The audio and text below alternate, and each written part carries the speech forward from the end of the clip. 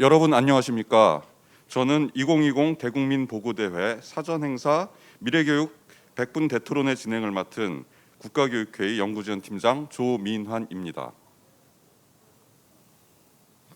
금일 진행되는 2020 대국민 보고대회 오전 사전행사와 오후 본행사로 진행되며 오전 행사는 미래교육 100분 토론 세계가 보는 한국교육 우리가 만들 미래교육이라는 주제로 진행하게 됩니다. 올해는 코로나19로 인하여 산업, 경제, 교육 환경에 많은 변화가 찾아오고 있습니다. 이러한 상황 속에서 포스트 코로나 이후 교육 환경에 대한 불안과 기대감이 공존하면서 학습자를 중심에 둔 한국형 미래교육 체제를 준비해야 한다는 인식이 커지고 있습니다. 사전 행사인 미래교육 100분 토론은 OECD 한국교육 분석 중간보고를 통해서 세계가 바라보는 한국교육을 살펴보고 학습자의 삶 중심 미래교육 체제 혁신 방향에 대해서 전문가와 시민참여단의 토론을 진행하는 순서로 진행될 것입니다. 국가교육회의 대국민보고대회는 코로나19 확산을 방지하기 위하여 사회적 거리두기 방역 지침과 안전 가이드를 준수한 채 사전 녹화로 진행되고 있습니다. 오늘 행사를 축하해 주기 위해서 청와대 박경미 교육비서관님 오셨습니다. 박경미 교육비서관님은 20대 국회에서 교육위원으로 활약하신 바 있습니다. 박경미 교육비서관님 모시고 인사 말씀 청해 듣겠습니다. 네, 안녕하세요. 청와대 교육비서관 박경미입니다. 대통령 직속 국가교육회의 대국민보고대회의 개막을 진심으로 축하드립니다. 2017년 설치된 이래 국가교육회의는 국민들께서 공감하는 교육 과제를 제시하는 한편 교육 정책의 중장기적인 추진을 지원하는 역할을 해왔습니다. 오늘의 보고대회는 그간 국가교육회의가 활동해온 결과물을 망라하는 교육 축제라 할 것입니다. 미래교육 100분 토론에서 펼쳐지는 OECD 슐라이어 교육국장님의 한국교육 심층 분석과 김용 교수님의 기조발제 모두 우리 교육의 장단점을 예리하게 파악하고 미래 방향을 제시하셨다는 점에서 의미가 깊습니다. 이어지는 국민참여단의 미래교육 10대 의제 선정과 이를 놓고 중지를 모으는 토크 콘서트는 국민 모두와 밀접하게 맞닿은 교육이라는 주제를 놓고 책임 있는 주체들이 심도 있는 논의를 하며 해결 방안을 함께 찾아나간다는 점에서 의미가 큽니다. 다시 한번 대국민 보고대회의 개최를 축하드리면서 아울러 왕성한 활동을 보여주신 국가교육회의 3기 위원님들께도 이 자리를 빌어 감사드립니다. 고맙습니다. 예, 박경미 비서관님 인사 말씀 잘 들었습니다. 감사합니다. 그럼 2020 대국민보고대회 사전행사 미래교육 100분 토론을 시작하도록 하겠습니다. 세계가 바라보는 한국 교육은 어떤 모습일까요? 첫 번째 순서로 안드레아스 슐라이어 OECD 교육국장님의 OECD 한국 교육 분석에 대한 중간 보고가 있겠습니다. OECD는 국가교육회의, 교육부, 전국시도교육감협의회, 한국교육개발원, 한국교육과정평가원과 함께 2019년 7월부터 한국 교육 분석을 진행하였고 그 주요 결과를 안드레아스 슐라이어 OECD 교육국장께서 영상으로 발표해 주실 것입니다. 최종 보고서는 2021년 초에 공개될 예정입니다. 보고서의 주제는 학생의 자기주체성과 웰빙의 눈으로 바라본 한국 학생 성공의 재정의입니다. 보내주신 영상은 원래 30분 정도의 길이입니다. 그래서 앞부분은 간략히 요약해서 말씀드리겠습니다. 그동안 한국 교육은 빠르게 발전하며 경제사회 발전의 중요한 동력이 되어 왔습니다. 그러나 학생의 학습 시간이 길고 사교육비가 높아 학생과 학부모의 웰빙이 저하되고 있습니다. 학생이 실패를 두려워하지 않고 성장할 수 있다는 마음가짐을 기르는 것이 중요하지만 한국 사회는 기후변화, 팬데믹, 자동화, 이중노동시장, 일과 삶의 불균형 등 다양한 과제를 당면하고 있습니다. 그러면 한국의 성공 모델은 무엇이 되어야 할까요? 라는 질문으로 시작되는 안드레아스 슐라이어 OECD 교육국장님의 발표를 듣겠습니다.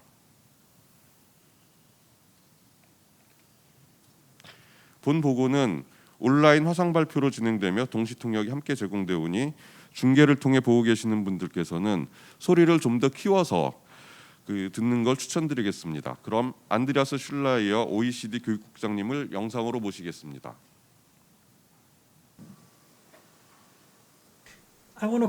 우선 한국의 교과 과정의 과감한 개혁을 출범하게 된 것을 매우 기쁘게 생각합니다. 이러한 것들은 학생과 교육기관 중심의 전개라고 보고 있습니다.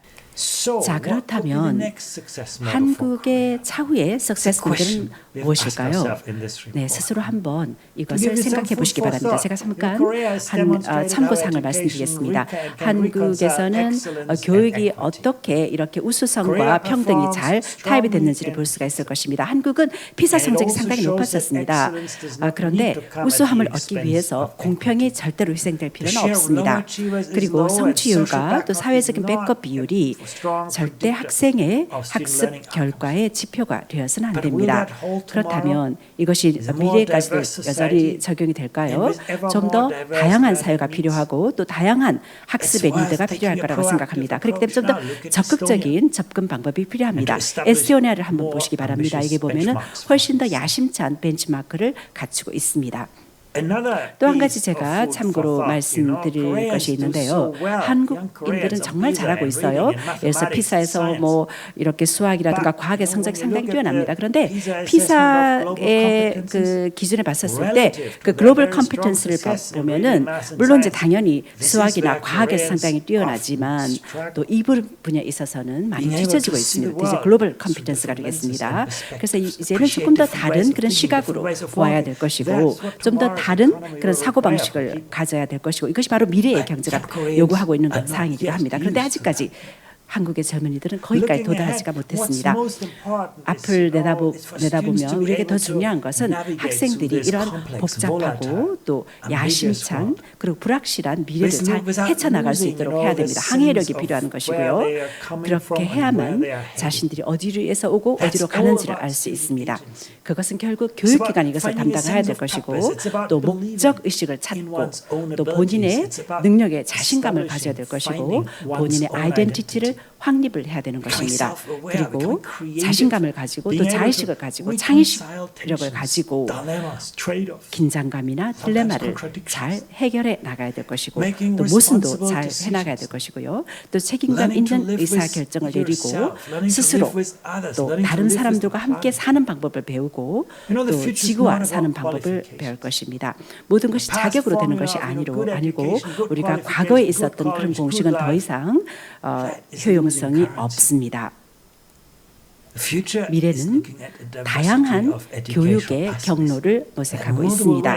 그리고 또 성공에 대해서 여러 가지 방법이 있을 것이고 그것이 바로 교육이 해야 될 일이기도 합니다. 과거에는 교육이 그냥 평생이었었습니다. 이제는 그냥 바로 나갈 수가 있습니다. 그런데 예전에는 학교에서 배우고 그 다음 나가서 실습을 했었습니다. 그런데 이제는 다릅니다. 학생들이 요즘은 어떻게 하는지 한번 말씀드려 보겠습니다. 사실 한국 같은 경우에는 여러 가지 면에 있어서 아주 든든한 그런 토대를 가지고 있습니다. 그렇지만 아직까지는 조금 우리가 반성해야 볼 여지도 있을 것입니다. 특히 성장을 대하는 마음 자세인데요. 두려움을 실패에 대한 두려움은 아직까지도 많이 있는 것 같습니다. 그러면 저희 그 보고서에 대해서 말씀드리겠는데 여기 보면 많은 양상들이 포함이 되어 있습니다. 어떻게 하면은 시스템적인 변화를 잘 관리할 수 있을 것인지 지금 현재에서 가장 큰 문제는 결국은 혁신을 하는 데 있어서 전체 시스템적으로 혁신을 도모하는 것입니다. 한국은 제가 말씀드렸던 것처럼 매우 강한 토대를 가지고 있습니다. 우선 한국은 근로윤리가 매우 강하게 갖춰져 있고 또 끈기도 가지고 있습니다. 이러한 것들은 또 가족의 지원으로 많이 드러나기도 했었습니다. 그런데 어떻게 하면은 앞으로 좀 더 유연성과 적응성과 민첩성과 잘 타협해 나갈 수 있을까요? 그 다음에 한국의 정책 입안가들이 이렇게 이미 토대를 잘 만들었었습니다. 2015년도에 이미 한번 변혁을 했었고 2022년도에도 교육과정 개혁을 앞두고 있습니다. 자유학기 제도도 이미 채택을 하고 있고 또 너무 시험의 부담에서 벗어나게 하기로 하고 그래서 학생들 하여금 좀 더 재량권을 줘서 어디서 어떤 것을 어떻게 배우는지를 결정할 수 있도록 하고 있습니다. 민주교육이라든가 참여학교도 있고요. 혁신적인 그 시스템들도 많이 가동하고 있기 때문에 이러한 모든 것들은 실제적으로 변혁에 있어서 기초가 되기도 합니다. 그다음 세 번째, 제가 한국에서 항상 제가 높게 평가하는 것이 바로 그 탑다운의 국가적인 정책, 그러니까 2015년에 그 크리큘럼 그 계획이 되겠고요. 그것이 바텀업 이니셔티브가 잘 결합이 됐다는 것입니다. 그리고 네 번째는 이 시스템 그러니까 체계적인 변화의 신속한 코디네이션입니다. 한국은 실제적으로 혁신적인 정책을 매우 신속하게 이행하는 그런 좋은 실적을 가지고 있고 매우 포괄적으로 진행을 하고 있습니다. 그리고 마지막으로 이것은 이런 기관들이 변화를 이끈다는 것입니다. 정치라든가 정책의 방향이 성공하기 위해서는 전체적인 시스템 변화가 필요하고 또 이것을 추진할 플랫폼이 필요합니다. 이 예를 한번 봐주시기 바랍니다. 한국의 교사들은 학생들이 말을 하는데 잘 기울이고 있습니다. 다른 OECD 국가들과 비교해서 그렇습니다. 그런데 실제 학교에서 학생들이 요구하는 것을 제공한다라고 하는 사람은 그렇게 많지는 않았었습니다. 그래서 여기서 보시다시피 이 젊은 사람들의 삶의 만족도는 결국은 학교 생활에 많이 의존이 되고 있습니다. 그리고 학생들이 과연 본인의 삶에 뭐 만족하고 행복함을 느끼냐, 이것은 결국은 학교의 분위기에 많이 달려 있고, 뭐 혹시라도 왕따를 당한다거나 학교에서 뭐 이렇게 소속감을 느끼지 못한다거나 그런 것에 많이 영향을 받고 있기 때문에 이런 부분에 있어서도 많이 발전이 있어야 된다고 생각합니다. 그리고 이제 교사의 피드백도 결국 학교에서 학생들이 좀 더 많이 협업을 할 수 있도록 해야 될 것입니다. 그러니까 단순히 뭐 웰빙을 위한 뭐 단순히 이제 학구적인 그런 성공뿐 아니라 결국은 학생들이 삶에도 만족을 해야만 할 것입니다. 그러면 한국이 어떻게 이 시스템적인 변화를 통해서 교육의 변혁을 지지할 수 있을까요? 우선 첫 번째, 이것은 비전을 만들어야만 하는 것입니다. 이것은 항상 이 성공적인 개혁을 하기 위해서 가장 중요한 부분이기도 했었습니다. 또 한 가지 중요한 것은 이 어떠한 비전이라도 사람들로 하여금 함께 공유를 하고 주인의식을 가져야만 합니다. 그런데 변화를 하는 데 있어서 이러한 것이 부족하면 절대 성공할 수가 없습니다. 훌륭한 리더로서 스스로에게 사람들이 얼마나 개혁을 하는데 따르냐라고 생각하지 말고 실제 사람들로 하여금 이 아이들을 구축하는데 얼마나 같이 협업할 수 있게 만드냐, 그 질문이 더 중요합니다. 지금 현재 한국 교육 비전 2030이 존재하긴 합니다만 이것이 과연 충분히 공유되고 또 주인의식을 가졌느냐를 생각해 보실 것이 중요합니다. 그래서 이 비전을 우리가 추진할 때 이런 시스템적인 또 에코시스템도 필요합니다. 그리고 또 이해 당사자들이 본인의 기존의 사고방식을 벗어나서 이 목표를 달성할 수 있도록 함께 협업을 해야 됩니다. 그리고 이러한 변화를 이끌어 나가기 위해서는 리더들은 과감한 장기적인 비전이 필요합니다. 그리고 또 오랫동안 장기적인 커미트먼트도 필요하고 또 함께 이러한 비전을 공유를 해야 됩니다. 물론 시간이 걸리겠죠. 또 이렇게 장기적인 역량을 우리가 달성하기 위해서는 절대적으로 연대가 필요하고 그렇게 해야만 비전을 우리가 달성할 수가 있습니다. 그리고 10년 정도 우리가 커미트먼트를 해야만 진정한 시스템적인 변화를 이끌 수가 있습니다. 실제 그 한국의 2015년의 그 커리큘럼은 교육의 그런 목표에 아주 폭넓은 그 기틀을 마련을 했었습니다. 그런데 과연 이것이 충분히 공유가 되었느냐? 라는 것을 생각해 봐야 될 것입니다. 우리의 그 교육 2030 커리큘럼 분석을 보면 사실 그 실제 선거를 하는 그 주기보다 훨씬 더 기간이 깁니다. 그런데 모든 사람들이 즉 이해 당사자들이 적극적으로 이렇게 참여를 해야 되는데 실제 일선에 일하는 사람들도 이런 책임감을 함께 공유를 해야 되고 또 주인의식도 가지면서 비전을 자신들의 일상 업무에서 실현을 해나가야 되는 것인데요. 가끔 우리는 저항에 직면하고 있습니다. 항상 교육에서도 처음에는 이러한 현상이 나타나게 됩니다. 또 가끔은 부모가 문제의 일부가 되고 있습니다. 해답의 일부가 아니라. 그리고 학생들이 꼭 배워야 되는 것을 배우지 않을 때 많이 초조해하기도 합니다.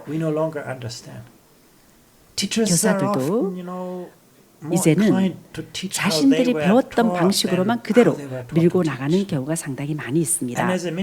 그리고 만일에 그 교육부 장관이다 그럴 경우에는 혹시 뭐 조금이라도 잘못돼도 선거에서 질 수 있는 확률이 훨씬 더 낮습니다. 실제 시간이 오래 걸립니다. 어떤 아이디어를 우리가 실현하기 위해서는. 그렇기 때문에 가장 중요한 것은 한국에 있어서 학생들로 하여금 성공의 그 기능을 다변화시키는 것입니다.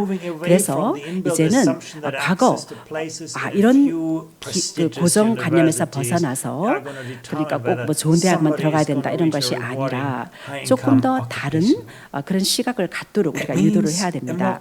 그 말은 좀 더 복잡한 변화가 필요한 것이고 좀 더 규모가 크고 다양한 그런 기관에서 이것을 앞서야만 할 것입니다. 그 중등교육이도 그렇고 또 고등교육도 마찬가지인데요. 이미 전 세계 많은 국가에서 벌어지고 있는 것들을 한국은 따라잡으려면 아직 아직 시간이 좀 걸릴 거라고 생각합니다. 그래서 이게 변화로 가는 이 다변화의 목표는 결국은 젊은이들이 이런 시스템을 갖추고 있어야 되는 것이고요. 이런 어려운 바늘 구멍을 지나가지 않도록 해야 될 것입니다. 좀 더 폭넓은 기회를 제공해야 되는 것이고 좀 더 다양하고 유연한 그런 학교 공부를 할 수 있도록 하는 것이고 또 그 취업을 기반으로 한 학습도 필요할 것이라고 생각합니다. 이러한 유연성은 결국은 성공을 위한 더 많은 그런 루트를 제공할 수 있을 것입니다. 그리고 또 단순하게 그 대학 지금 입학 시험이 있는데요. 이것도 조금 우리가 고려를 해봐야 될 것입니다. 지금 그 한국의 그 수능 제도를 좀 더 총괄적인 시각으로 우리가 살펴볼 수가 있고요. 또 공청회를 통해서 장점과 단점도 검토해 볼 필요가 있다고 생각합니다. 또 더 나아가서 사실 이 과정 같은 경우는 조금 혁신도 필요할 것이고요. 또 그렇게 함으로써 교육기관도 조금 더 기업가 정신의 그런 시각도 갖춰야 될 것 생각합니다. 그래서 조금 더 다양한 것들을 제공하고 또 현대사회가 필요한 것을 제공해야 된다고 생각합니다. 그래서 여러분들이 알고 있는 것으로 더 이상 보상해 주지 않습니다. 왜냐하면 구글에 가면 모든 걸 다 알 수 있죠. 그래서 이 현대사회는 여러분이 그 가지고 있는 지식을 가지고 뭘 할 수 있는지를 보여줘야만 합니다. 그것이 바로 시험 구조가 바뀌어야 되는 이유 중에 하나입니다. 그래서 뭐 수능 점수에 대한 것도 어느 정도 조금 개선이 필요하다고 생각하고 또 이것을 위해서는 전체적인 시스템의 어프로치가 필요하다고 생각합니다. 한국 그 학생들은 실패에 대한 두려움이 다른 나라와 비해서 훨씬 높습니다. 에스토니아나 핀란드에 비해서 그렇습니다. 그래서 학생들은 이렇게 성공을 하고 싶어하고 실패를 두려워합니다. 그런데 여기 데이터에 나와 있다시피 한국의 학생들은 이렇게 불안함을 아니면 초조함을 훨씬 더 많이 보여주고 있습니다. 뭐 에스토니아나 핀란드 국가에 비해 가지고 시험을 칠 때 점수가 뭐 괜찮다 하더라도 훨씬 더 초조하고 긴장감을 더 많이 느낀다고 합니다. 그런데 이제 뇌를 연구하는 조사에 따르면은 학생들이 가장 잘 배울 수 있을 때가 본인 주인의식을 가지고 편안함을 느꼈을 때라고 합니다. 그래서 에스토니아라든가 이런 다른 나라의 학생들은 학생들하고 비교해봤을 때 이렇게 차이점이 많이 있습니다. 그다음 세 번째 이렇게 바텀업하고 탑다운의 전략을 좀 더 강화해야 할 필요가 있다고 생각합니다. 그다음에 미래를 살펴보면 이런 디지털 커리큘럼과 함께 통합하는 것도 필요하다고 생각합니다. 그래서 인터랙티비티가 필요하고 그래서 디지털 플랫폼을 활용을 하는 것이죠. 그리고 결국은 엔드 유저, 즉 최종 사용자가 적극적으로 참여를 해서 또 이런 환경을 우리가 설계를 할 때도 함께 동참을 해야 된다고 생각합니다. 모든 것이 통합이 되어야 됩니다. 교재나 툴이나 또 모든 평가하는 데 있어서 모든 것이 플랫폼에 통합이 되어야 될 것입니다. 지난 100년에 걸쳐서 우리는 학습의 기술을 평가할 때 사실 이것이 분리되었었습니다. 그렇지만 우리가 기술을 이미 갖춰 있기 때문에 이것이 가능하게 되었고 학생들이 즉각적으로 교사로부터 피드백을 받아서 반영할 수가 있습니다. 그렇게 하면서 학교 시스템이 훨씬 더 효율적이 될 수가 있는 것입니다. 그리고 또 한 가지 매우 중요한 것은 이렇게 어떤 교과를 초월해서 함께 상호작용을 한다는 것입니다. 이러한 방향으로 나아가기 위해서 한국 같은 경우에는 기존의 그 탑다운 방식하고 또 바텀업 이니셔티브가 적절하게 조율이 될 것입니다. 그리고 이러한 변화의 가장 중요한 요소는 결국은 이 티핑 포인트를 건드려서 이제 혁신의 그 주류로 나가야 될 것입니다.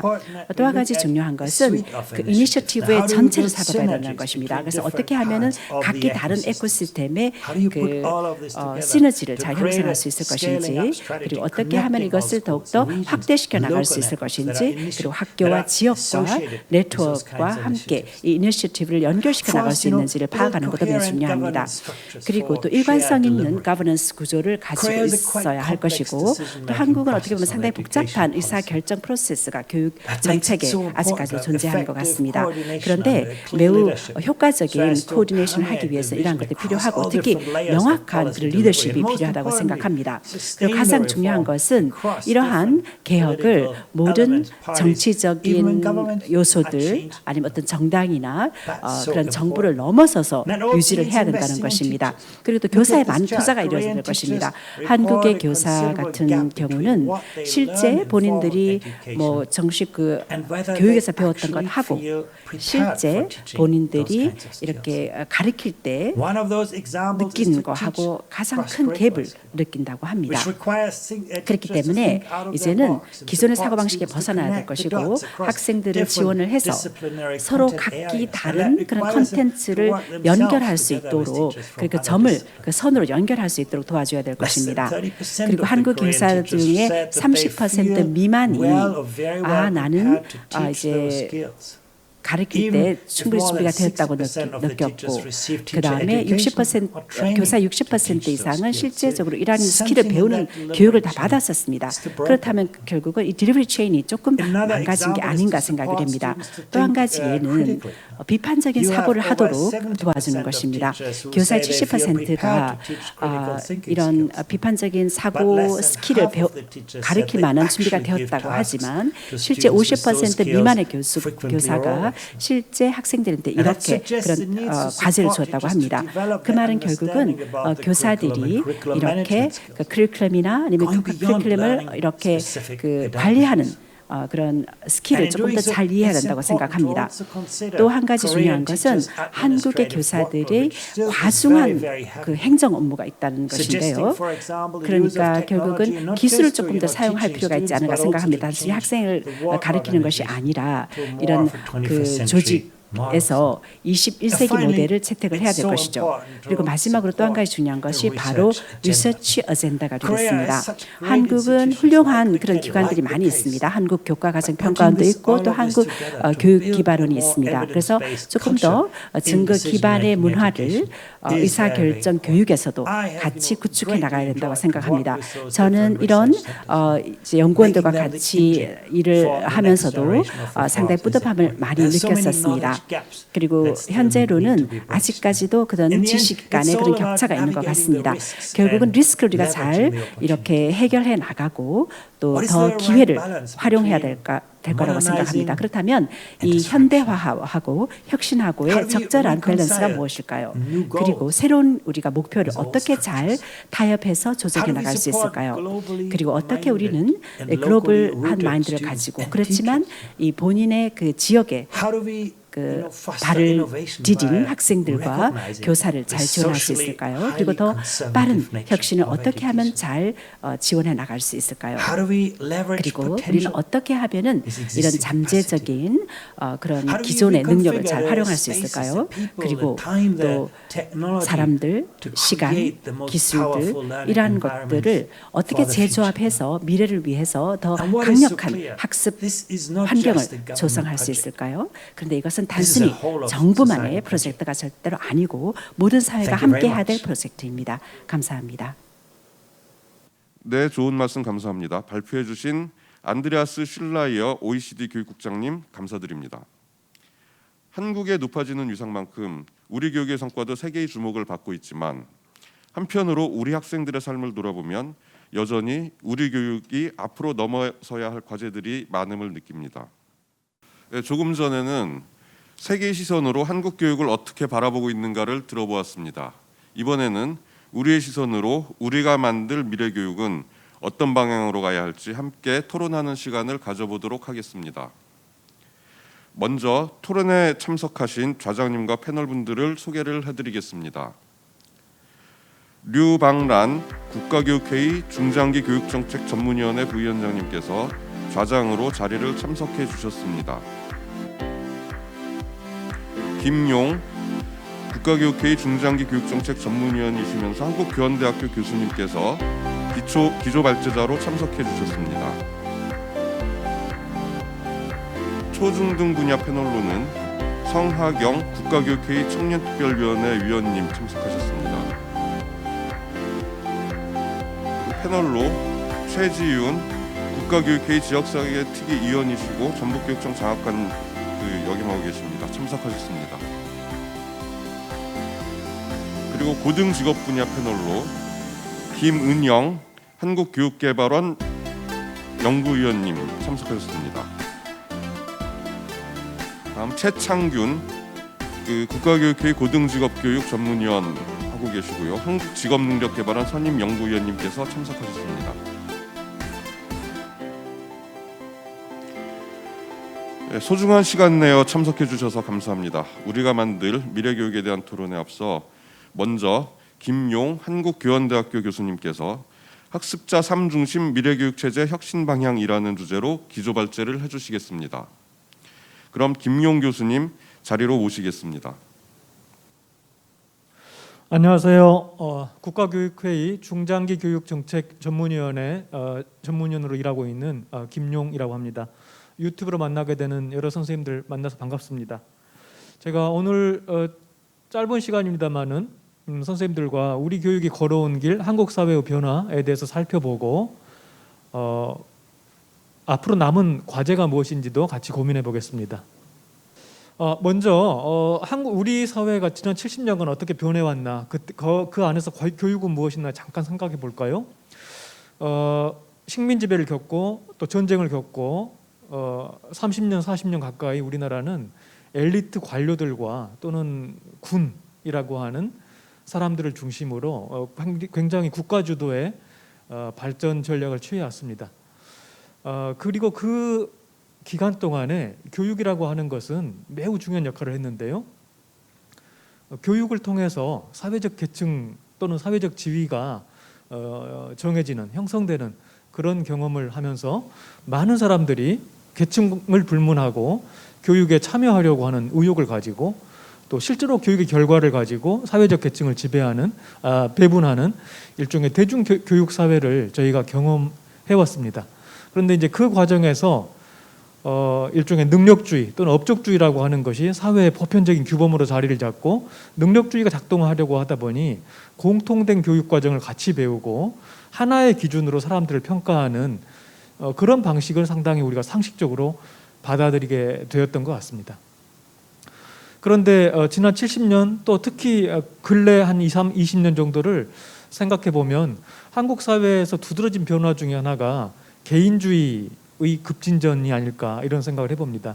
어떤 사회학자들께서는 지난 70년 한국 사회의 변화를 한마디로 각자 도생의 사회다라고 규정한 바가 있는데 굉장히 타당한 지적이 아닐까 생각을 해봅니다. 이 각자 도생의 사회에서 대중교육 사회가 흔들리고 있는 것이 근래 하나 변화 같습니다.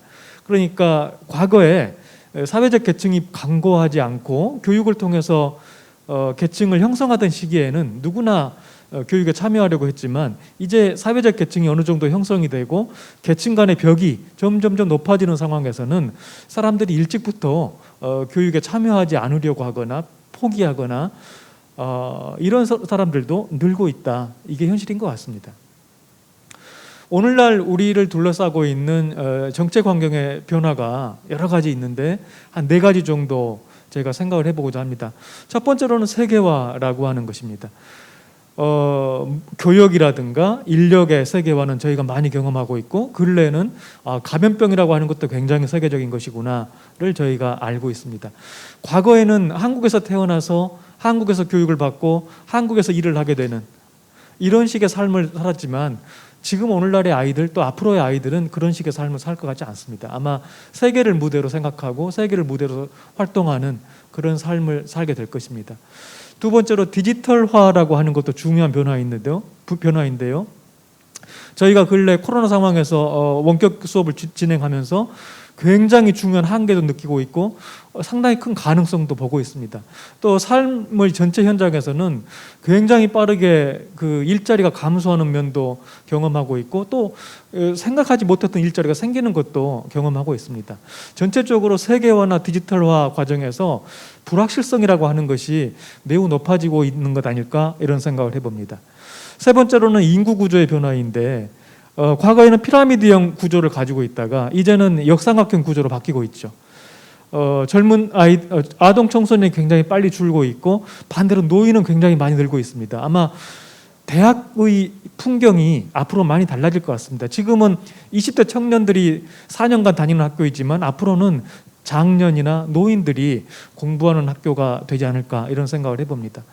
지역 변동이라고 하는 것도 더불어서 굉장히 중요한 변화가 있습니다.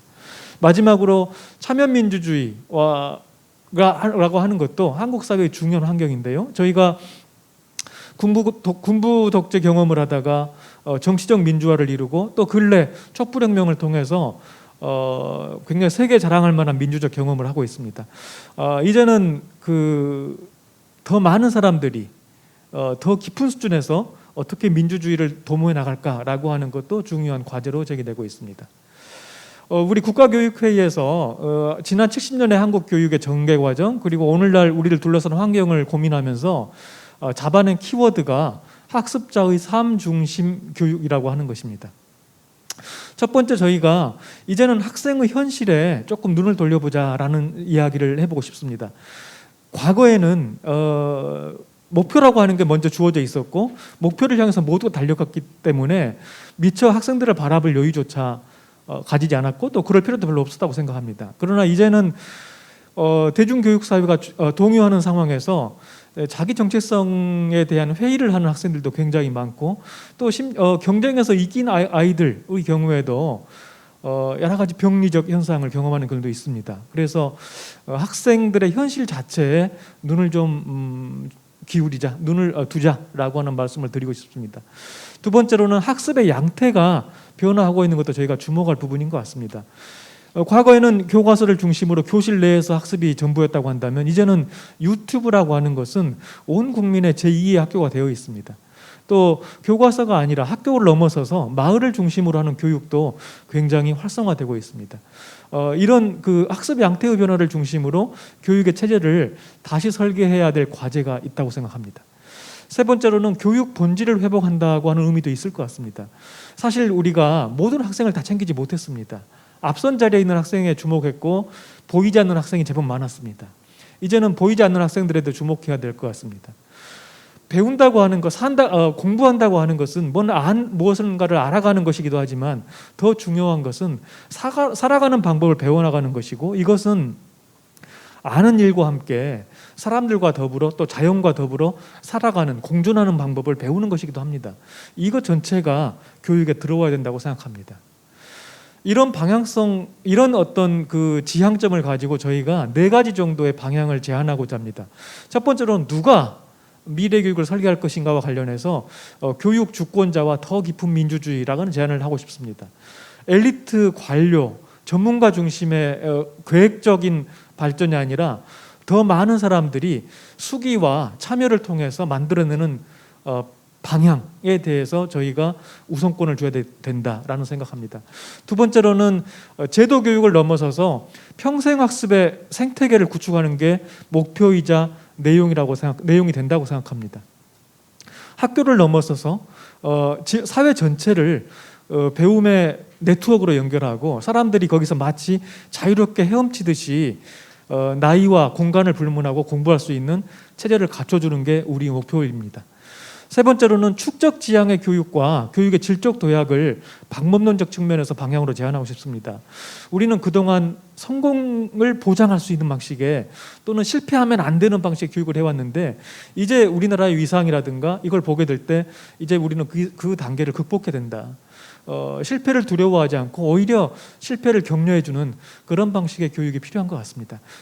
마지막으로 교육에 대한 공적 책임을 통해서 불평등을 저지하는 게 상당히 중요한 과제입니다. 불평등이라고 하는 게 우리 지구촌 전체의 중요한 화두인데 그동안 민간에 맡겨놨던 상당히 많은 영역에 대해서 공적인 관여를 통해서 불평등을 저지하자라고 하는 제안을 드리고자 합니다. 10가지 정도의 개혁 의제를 제안했습니다. 첫 번째로는 모든 사람들의 성장을 지원할 수 있는 교육 행정체제를 개편하자라고 하는 것입니다. 위로는 교육을 둘러싼 고용, 복지, 노동의 관계를 좀 통합적으로 관리할 수 있는 거버넌스가 필요할 것 같고요. 아래로는 기초 수준에서의 교육 자치와 지역의 변화를 저희가 도모해야 될 것 같습니다. 두 번째로는 출발선의 평등을 보장하는 유아교육의 공공성 강화라는 제안을 드리고 싶습니다. 학교에 입학하기 전부터 상당한 격차가 존재하고 그 격차는 상당한 수준에 이르고 있습니다. 지금 저희가 요즘에 많이 얘기하고 있는 온종일 돌봄이라든가 유아교육 단계에서 지금보다는 훨씬 높은 수준의 공적인 책임과 훨씬 높은 수준의 질적인 보장을 저희가 해야 될 것 같습니다. 세 번째로는 학습자의 삶을 보듬는 유연하고 개방적인 학교 제도를 만드는 게 중요한 과제 같습니다. 6334라고 하는 큰 틀을 바꾸지 않더라도 유아와 초등교육 간의 접속, 초등과 중등, 중학교와 고등학교 간의 접속 관계를 어떻게 조금 더 저희가 유기적으로 만들어서 학생들이 편안하게 공부하도록 할까를 고민해야 될 것 같습니다. 네 번째로는 매력적인 선택지로 직업교육 체제를 개편하는 것이 상당히 중요한 과제 같습니다. 사실 고등학교 교육이라고 하는 것은 보통 교육과 전문 교육의 성격을 가지고 있고 우리는 일반계 고등학교와 직업계 고등학교, 특성화 고등학교를 통해서 그 두 가지의 목적을 달성하려고 하고 있지만 직업교육이라고 하는 것이 사실은 매력적인 선택지라기보다는 하위에 있는 선택지였었고 그것이 사실은 우리 교육에 상당히 여러 가지 과제를 가져왔다고 생각합니다. 문제를. 한 가지 제안 드리고자 한다면 예를 들면 특성화 고등학교가 3년제 교육인데 조금 개편을 해서 특성화 고등학교가 전문 대학까지 이어지는 5년제 직업교육학교 완성형 학교를 저희가 만드는 것도 적극적으로 검토해 보면 좋겠다는 제안을 드립니다. 그 다음은 아래로부터의 참여를 통한 교육과정 정책 개편이 상당히 중요한 과제가 될 것 같습니다. 교육과정을 저희가 학교 교육의 핵심이라고 하는데 우리나라의 교육과정은 내용 중심의 과다하고 피상적 학습을 할 수밖에 없도록 만드는 교육과정입니다. 근데 이것은 교육과정을 만드는 방식과 상당히 저는 관련이 있다고 생각합니다. 소수의 전문가에 맡기지 않고 다수의 교원 또는 더 나아가서 시민과 학부모들이 참여하는 교육과정 결정체제를 만드는 게 필요하다 이런 말씀을 드리고자 합니다. 그 다음에는 의무교육 종료 후에 평가를 통해서 모든 학습자의 적정 학력을 보장하는 체제를 제안드리고자 합니다. 우리나라는 출구를 관리하는 국가입니다. 입학시험이 존재하지만 입학하고 나면 프로세스, 과정상에서의 어떤 관리나 아웃풋 단계의 관리는 없는 나라입니다. 그리고 근래 학교 교육 현장에서 자율화의 경향은 굉장히 강화되고 있습니다. 그러나 어떤 시점에서 책임을 조금 확인할 수 있는 체제가 필요하지 않을까. 예를 들면 고등학교 1학년 단계에서 의무교육 9년 동안의 학습 성과 적어도 우리가 그 한국 사회의 시민으로 살아가려면 이 정도 수준의 그 배움은 있어야 된다라고 하는 그 수준을 정해서 이것을 확인하는 시험은 필요하지 않을까. 그리고 가능하면 고3 졸업하기 전에 모든 학생이 그 수준에 도달하도록 저희가 보살펴야 되지 않을까 이런 생각을 해봅니다. 그 다음은 모든 학습자를 성장 발달시키는 교원 양성과 임용체제의 개편이 또 중요한 과제가 된다고 생각합니다. 뭐 노량진에서 교사를 기른다라고 하는 말이 있는데 이거 사실 부끄러운 말이고 빨리 바꿔야 될 것 같습니다. 교사들을 만드는 교육과정을 어떻게 조금 더 학생들의 삶을 중심으로 재구조화할 것인가. 또 교원 양성 체제라고 하는 것도 개편이 불가피한 시점이 있는데 어떻게 하면 조금 더 그 양질의 교원을 기를 수 있는 체제를 개편할 것인가에 대한 고민을 저희가 모아나가야 될 것 같습니다. 그 다음은 이제 주로 고등교육과 평생교육의 과제를 좀 말씀드리려고 하는데요. 지역민들이 다양하게 성장 발달할 수 있는 그것을 보장하는 고등교육의 지역 플랫폼 구축이라고 하는 게 매우 중요할 것 같고 대학의 기능 분화라고 하는 것도 필요한 과제 같습니다. 광역 지역을 우리가 기준으로 생각했을 때 그 지역사회 안에서 어떤 대학은 상당히 고급의 지식을 창출하기도 하고 어떤 대학은 시민들에게 굉장히 다양한 프로그램을 제공해서 더 그 양질의 직업 생활을 영위할 수 있도록 하는 또는 어떤 대학은 시민 교육을 상당히 강화할 수 있는 그런 식의 다양한 대학의 기능 분화와 이것을 전체적으로 아우를 수 있는 플랫폼이라고 하는 게 필요하다 이런 생각을 해봅니다. 학습자의 요구에 유연하고 또 기민하게 대응할 수 있는 이른바 실전형 고등교육 기관을 만들어 보는 것도 상당히 중요한 과제 같습니다. 대학은 굉장히 경직적인데요. 경직적인 체제를 조금 극복하고 예를 들면 3개월, 6개월, 1년, 2년 이 다양한 프로그램을 그때그때 빨리빨리 제공할 수 있는 고등교육 기관의 탄생이 필요하다라는 생각을 해봅니다. 그리고 이제는 첨단 지식을 창출할 수 있고 또 글로벌 리더십을 우리가 확보할 수 있는 고등교육 기관을 좀 가져야 될 것 같습니다.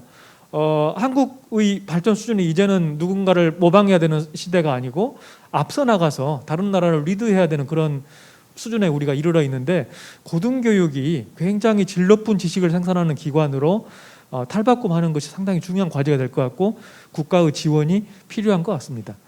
마지막으로 일과 학습과 삶의 선순환을 보장하는 평생학습 체제를 구축하는 게 매우 중요한 것 같습니다.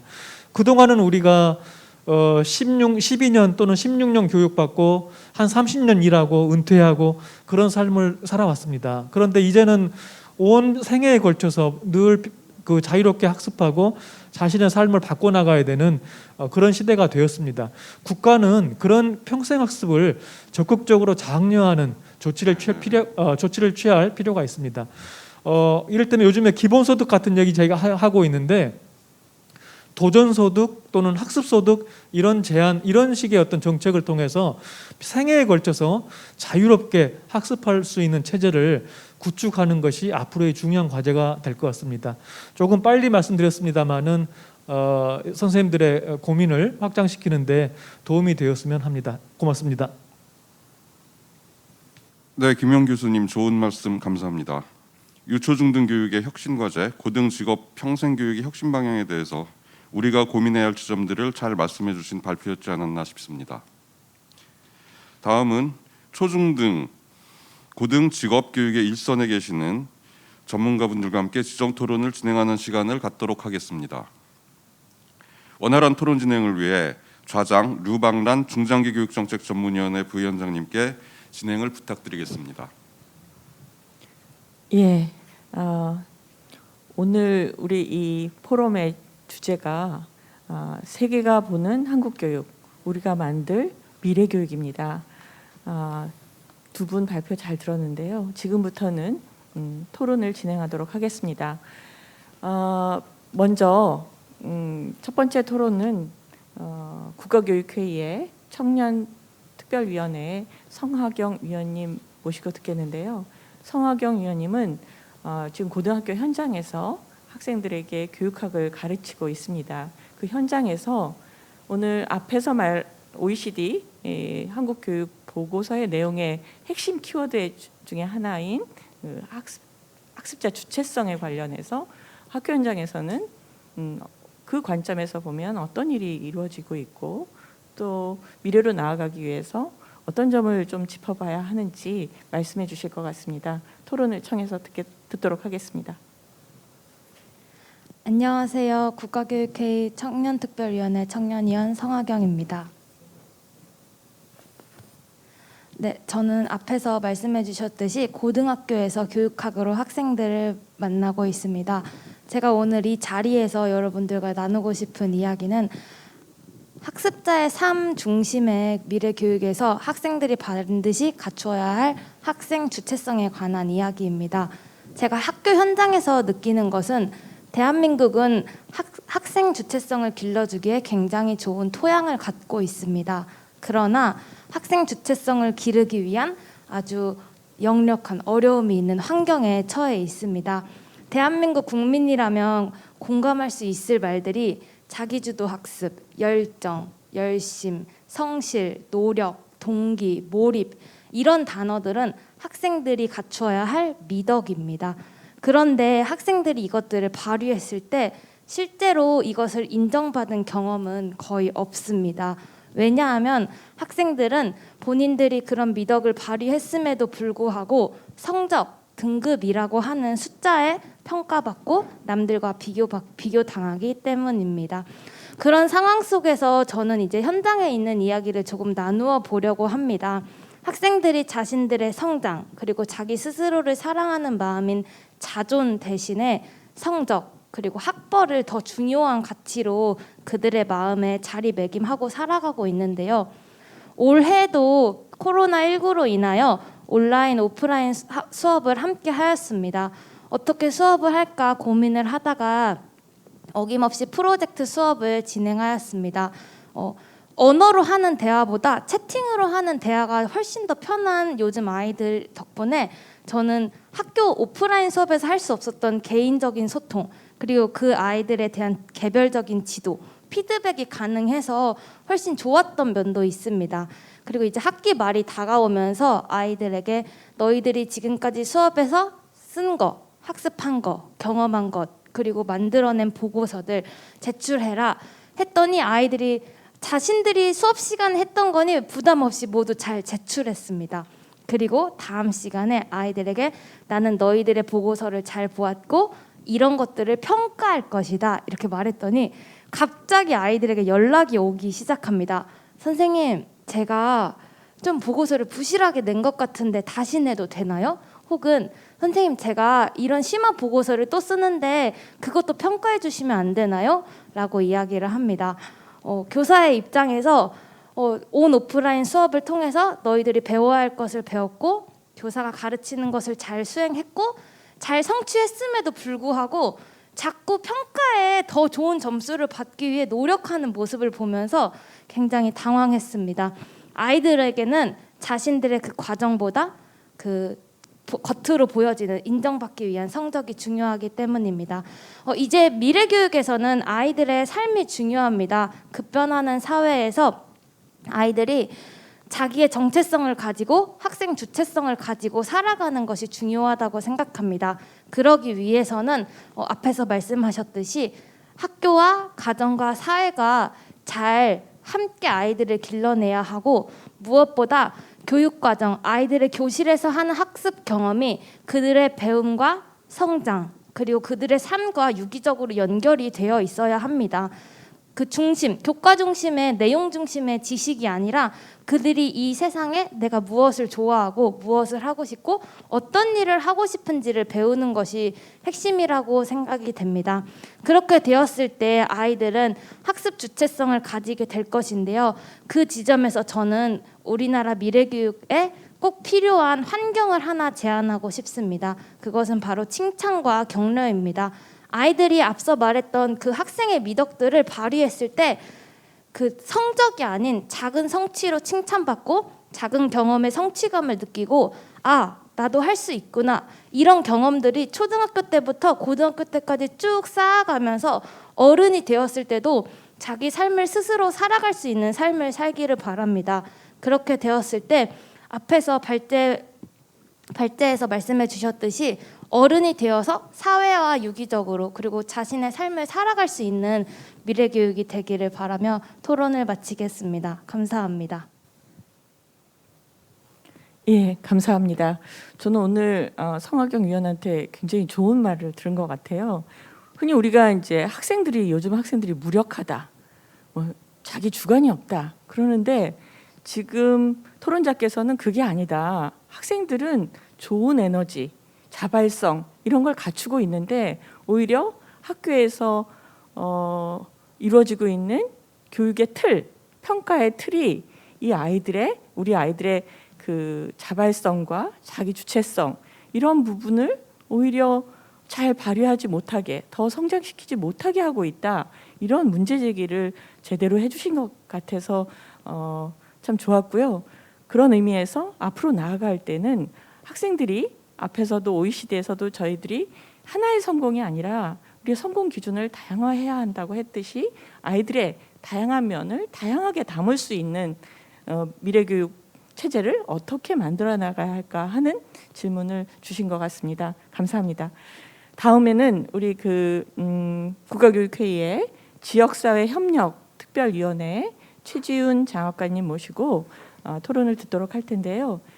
최지훈 장학관님께는 아까 김용 교수님께서 미래로 나아가기 위해서 한 10가지의 과제를 말씀해 주셨어요. 그중에서 제일 첫 번째가 미래교육을 우리가 함께 만들어가야 되는데 그 함께 만들어가기 위해서 국가 수준에서는 어떤 거버넌스가 필요하고 또 지역 수준에서는 어떤 거버넌스를 구축해서 함께 만들어가야 할까 이런 문제 제기를 해주셨는데 그 광역 수준에서 혹은 지역 수준에서 실제로 우리 현장에서 이루어지고 있는 거버넌스가 어떻게 이루어지고 있고 또 어떻게 나아가야 할지 말씀해 주실 것 같아서 청해 듣도록 하겠습니다. 네, 네 안녕하세요. 지역사회특별위원회 최지윤입니다. 오늘 발제문에 대해서 깊이 공감하고 학습자 중심의 학습자의 삶 중심의 미래 교육 체제를 가기 위해서 교육 행정기관에서는 무엇을 어떻게 바꿔야 할 것인가 몇 가지 제안을 드리도록 하겠습니다. 우선 학습자의 삶이 중심이 되는 교육 과정이라고 하면 학습자의 삶의 맥락이 모두 다 다르기 때문에 앞으로는 학교마다 또는 개인마다 모두 다른 교육 과정, 수업, 평가를 허용하고 인정하는 체제를 의미한다고 생각합니다. 두 번째, 국가가 권한을 부여한 전문가가 교육 과정의 대부분을 결정하는 대신 학교나 교사가 구체적인 학생들의 삶의 맥락에서 교육 과정을 편성 운영할 수 있는 권한을 인정하고 허용한다는 것을 또한 의미합니다. 그렇다면 적어도 지금처럼 교육청이나 교육부가 일괄적으로 정책을 시행하고 그거에 맞는 연수 또 매뉴얼 지침을 통해서 학교를 안내하는 방식은 학생의 삶에 대한 구체성, 적합성을 확보하는 데는 한계가 분명해 보입니다. 적어도 교육청 교육부는 큰 원칙과 방향을 제시하고 구체적인 해법은 지역과 학교에서 찾을 때 그 구체성과 적합성이 확보될 것이라고 생각합니다. 이를 위해서 교육행정기관은 어떤 일을 해야 할까요? 우선 첫 번째로 학교 단위의 교육과정 자율 운영 권한을 대폭 확대할 것이 요구됩니다. 두 번째로 이를 위한 교사들의 새로운 전문성, 학교 단위의 문제 해결 역량을 키워주어야 하고 이를 위해서는 전면적인 연수 시스템 개편이 필요해 보입니다. 두 번째로 교육행정이 가지는 전문성과 독자성에 대해서 질문하고 싶습니다. 일반 행정과 구분되는 교육행정의 전문성과 독자성이 있는가? 있다면 그것은 무엇인가 질문하고 싶습니다. 흔히 학생들의 그 교육적 성과는 단기간에 확인하기도 어렵고 사실은 정확한 평가는 그 맥락 속에서만 학생이 정말 배웠는지 성장했는지를 평가할 수 있는 아주 전문적인 일입니다. 이것을 일반 행정의 잣대로 탈맥락적이고 양적이고 기술적인 접근으로만 평가할 때 우리가 원하는 정말 학생들의 진정한 배움과 성장, 학생들의 삶의 맥락에서 보이는 성장을 이루어내기는 매우 어렵다고 생각이 듭니다. 그렇다면 교육행정이 가져야 될 전문적인 시선, 전문성과 독자성은 무엇인가? 우선 학생들의 성장을 알아보는 교육적 시선, 또 자기 성찰을 통해서 이를 공론화할 수 있는 어떤 민주적인 논의 구조, 자율적 판단의 여지, 또 일하는 방식 이런 것들이 다 포함된다고 생각합니다. 특히 저는 교육청의 일하는 방식에 대해서 제안하고 싶습니다. 통합적인 접근이 필요합니다. 기초학력을 예를 들면 교육청이나 교육부에서 내려오는 많은 사업들이 오는데 그 사업이 단위 학교로 가면 같은 학생이 대상자인 경우가 아주 많습니다. 그래서 그 동일한 학생이 심리 정서 치유 상대도 되고 기초학력 평가의 대상이 되기도 하고 여러 가지 사업들을 동시에 그 대상이 되어서 매우 바쁜 경우도 생깁니다. 그래서 실제로 학교에서도 예산을 통으로 주라는 요구가 굉장히 많고 이는 교육청의 사업들이 100개가 넘는 담당자들이 학교로 내려보내는 사업들이 교육적으로 의미가 있을지는 모르겠지만 단위 학교에서는 그 어느 하나도 제대로 할 수 없는 구조가 되기 때문입니다. 그래서 교육청, 교육부 또 교육지원청의 역할들을 재조정하고 이것을 다시 역할을 재구조하는 이런 작업이 필요하고 이를 위한 컨트롤 타워가 지금은 매우 필요하다고 생각이 듭니다. 교육부와 교육청의 역할을 축소하고 교육지원청의 역할을 확대한다는 데 저도 찬성을 하고요. 교육지원청의 역할 중에서 첫 번째는 학교 단위의 문제 해결력을 길러주는 총체적인 지원, 그리고 교사들의 성장과 리더십 성장, 교사들의 연결을 통한 스스로 문제를 해결해 나갈 수 있는 역량 이런 게 필요하고요. 두 번째는 교수 학습 지원 센터 역할을 강화했으면 좋겠습니다. 유럽이나 해외에서 보일 수 있듯이 요즘 같으면 온라인 강의실, 도서실, 출판실, 그다음에 동아리 모임 할 수 있는 방을 제공하는 이런 실질적인 도움을 줄 수 있는 교수 학습 지원 센터 역할을 제안하고요. 마지막으로 교육지원청이 지역 교육 거버넌스의 허브 역할을 강화했으면 좋겠습니다. 지역의 사실은 교육력이라는 것은 지역의 교육적인 논의의 수준이고 거기에 있는 사람들의 준비되었는가인데 이 교육적 논의라는 게 단시간에 성장할 수 없는 일입니다. 그래서 적어도 지역 단위에서 민관학이 논의 구조를 만들고 여기에서 교육적 논의의 수준을 점차 높여가면서 같이 기획하고 실행하고 평가해보는 과정을 거치면서 사람을 준비하고 논의력을 높였을 때 지역 교육 거버넌스라는 구조가 만들어지고 이를 바탕으로 지역 교육 과정 또 지역의 삶과 닿아 있는 교육 과정이 운영되고 실현될 수 있는 가능성이 높아진다고 생각합니다. 이상입니다. 예, 감사합니다. 현재 그 교육 행정이 이 학생들의 삶 중심 혹은 학생들의 주체성, 자아 형성과 괴리되어 있고 따라서 미래로 나아가기 위해서는 학생들의 다양한 성장을 제대로 지원할 수 있도록 교육청의 조직, 인력 이런 것들에 대한 재구조화 그리고 일의 운영 방식에 대한 문화와 풍토, 의사결정 방식 이런 것들에 대한 재구조화가 필요하고 그렇게 하기 위해서 지역 차원에서의 거버넌스 발전 이런 부분도 필요하다는 말씀을 주셨습니다. 감사합니다. 그러면 이어서 고등교육 부분에 대한 토론을 이어가도록 하겠습니다. 다음 토론은 한국교육개발원 김은영 연구위원님께서 미래로 나아가기 위한 고등교육 과제에 대해서 토론해 주시겠습니다. 안녕하세요. 저는 한국교육개발원의 김은영이라고 합니다. 지금 고등교육정책연구실에서 고등교육 연구를 하고 있고 그렇기 때문에 그 김용 교수님이 발제하신 다양한 그 혁신 의제에 관련해서 많은 부분 공감을 하였습니다. 특히 제가 오늘 말씀드리고 싶은 부분은 지역과의 연계, 그다음에 학습자의 삶 중심 교육이라는 아주 큰 키워드를 가지고 말씀을 드리고 싶은데 엄밀하게 말하면은 지역 연계나 학습자 중심의 교육이라는 측면은 새로운 말은 아닙니다. 그러니까 그 말이 뻔한 얘기라는 말은 아니고요. 지금까지 그게 얼마나 중요한지에 대한 인식은 분명히 있었지만 여전히 그게 실행되지 않고 실현되지 않는 문제가 있다는 걸 말씀드리고 싶은 것입니다. 그래서 이제 그런 변화가 왜 쉽게 일어나지 않는가라는 걸 고민을 했을 때 가장 큰 어떤 그 포인트 중에 하나는 교육 과정에 대한 고민이 덜하지 않았나. 그러니까 대학에서의 교육 과정 변화가 쉽게 일어나기가 어렵기 때문에 이런 문제가 일어나지 않았나 하는 생각이 듭니다.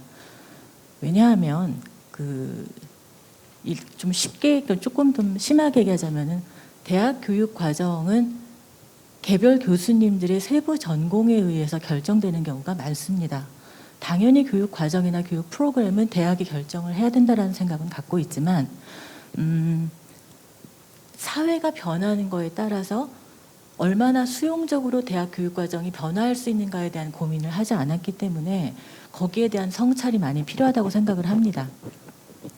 제가 그 고등학교 3학년 때 대학을 준비할 때 저희 담임 선생님이 하신 말씀이 너희가 4년제 대학을 들어가려고 하면은 전국 모의고사에서 한 20%, 25% 안에 들어야만 4년제 대학을 들어갈 수 있다라고 말씀을 하셨습니다.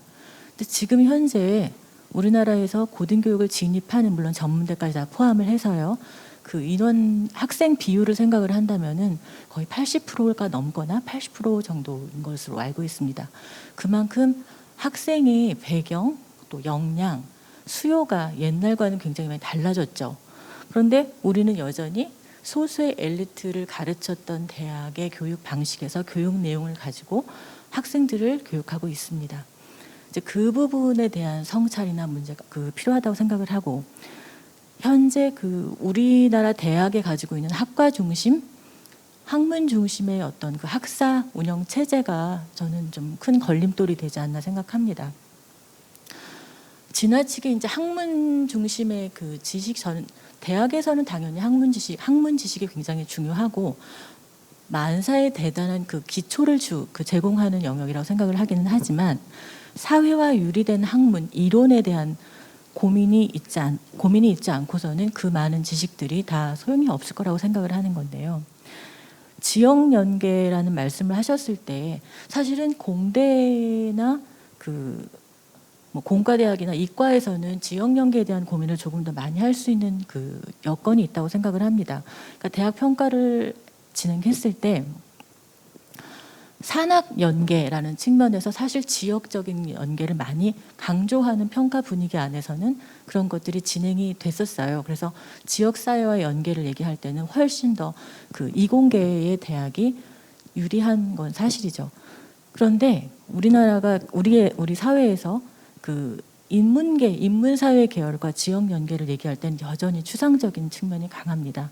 그런 고민들을 하기 위해서는 사회 자체가 많은 것들이 그 여건이 조성이 된다고 생각을 하는데 두 번째로 시간이 벌써 이렇게 됐나요? 두 번째로 그 얘기를 하고 싶은 게 재정 확보의 방식입니다. 그러니까 지금은 우리나라 대학이 등록금이 10년 가까이 아마 동결이 됐기 때문에 재정적인 저희 환경에서는 사실 대학이 굉장히 재정이 부족하다고 알고 있고 그 부족한 재정을 확보하는 방식 자체가 정부의 재정 지원 사업에 의해서 결정되는 것이 많습니다. 근데 정부의 재정 지원 사업 자체가 나쁜 건 아니고요.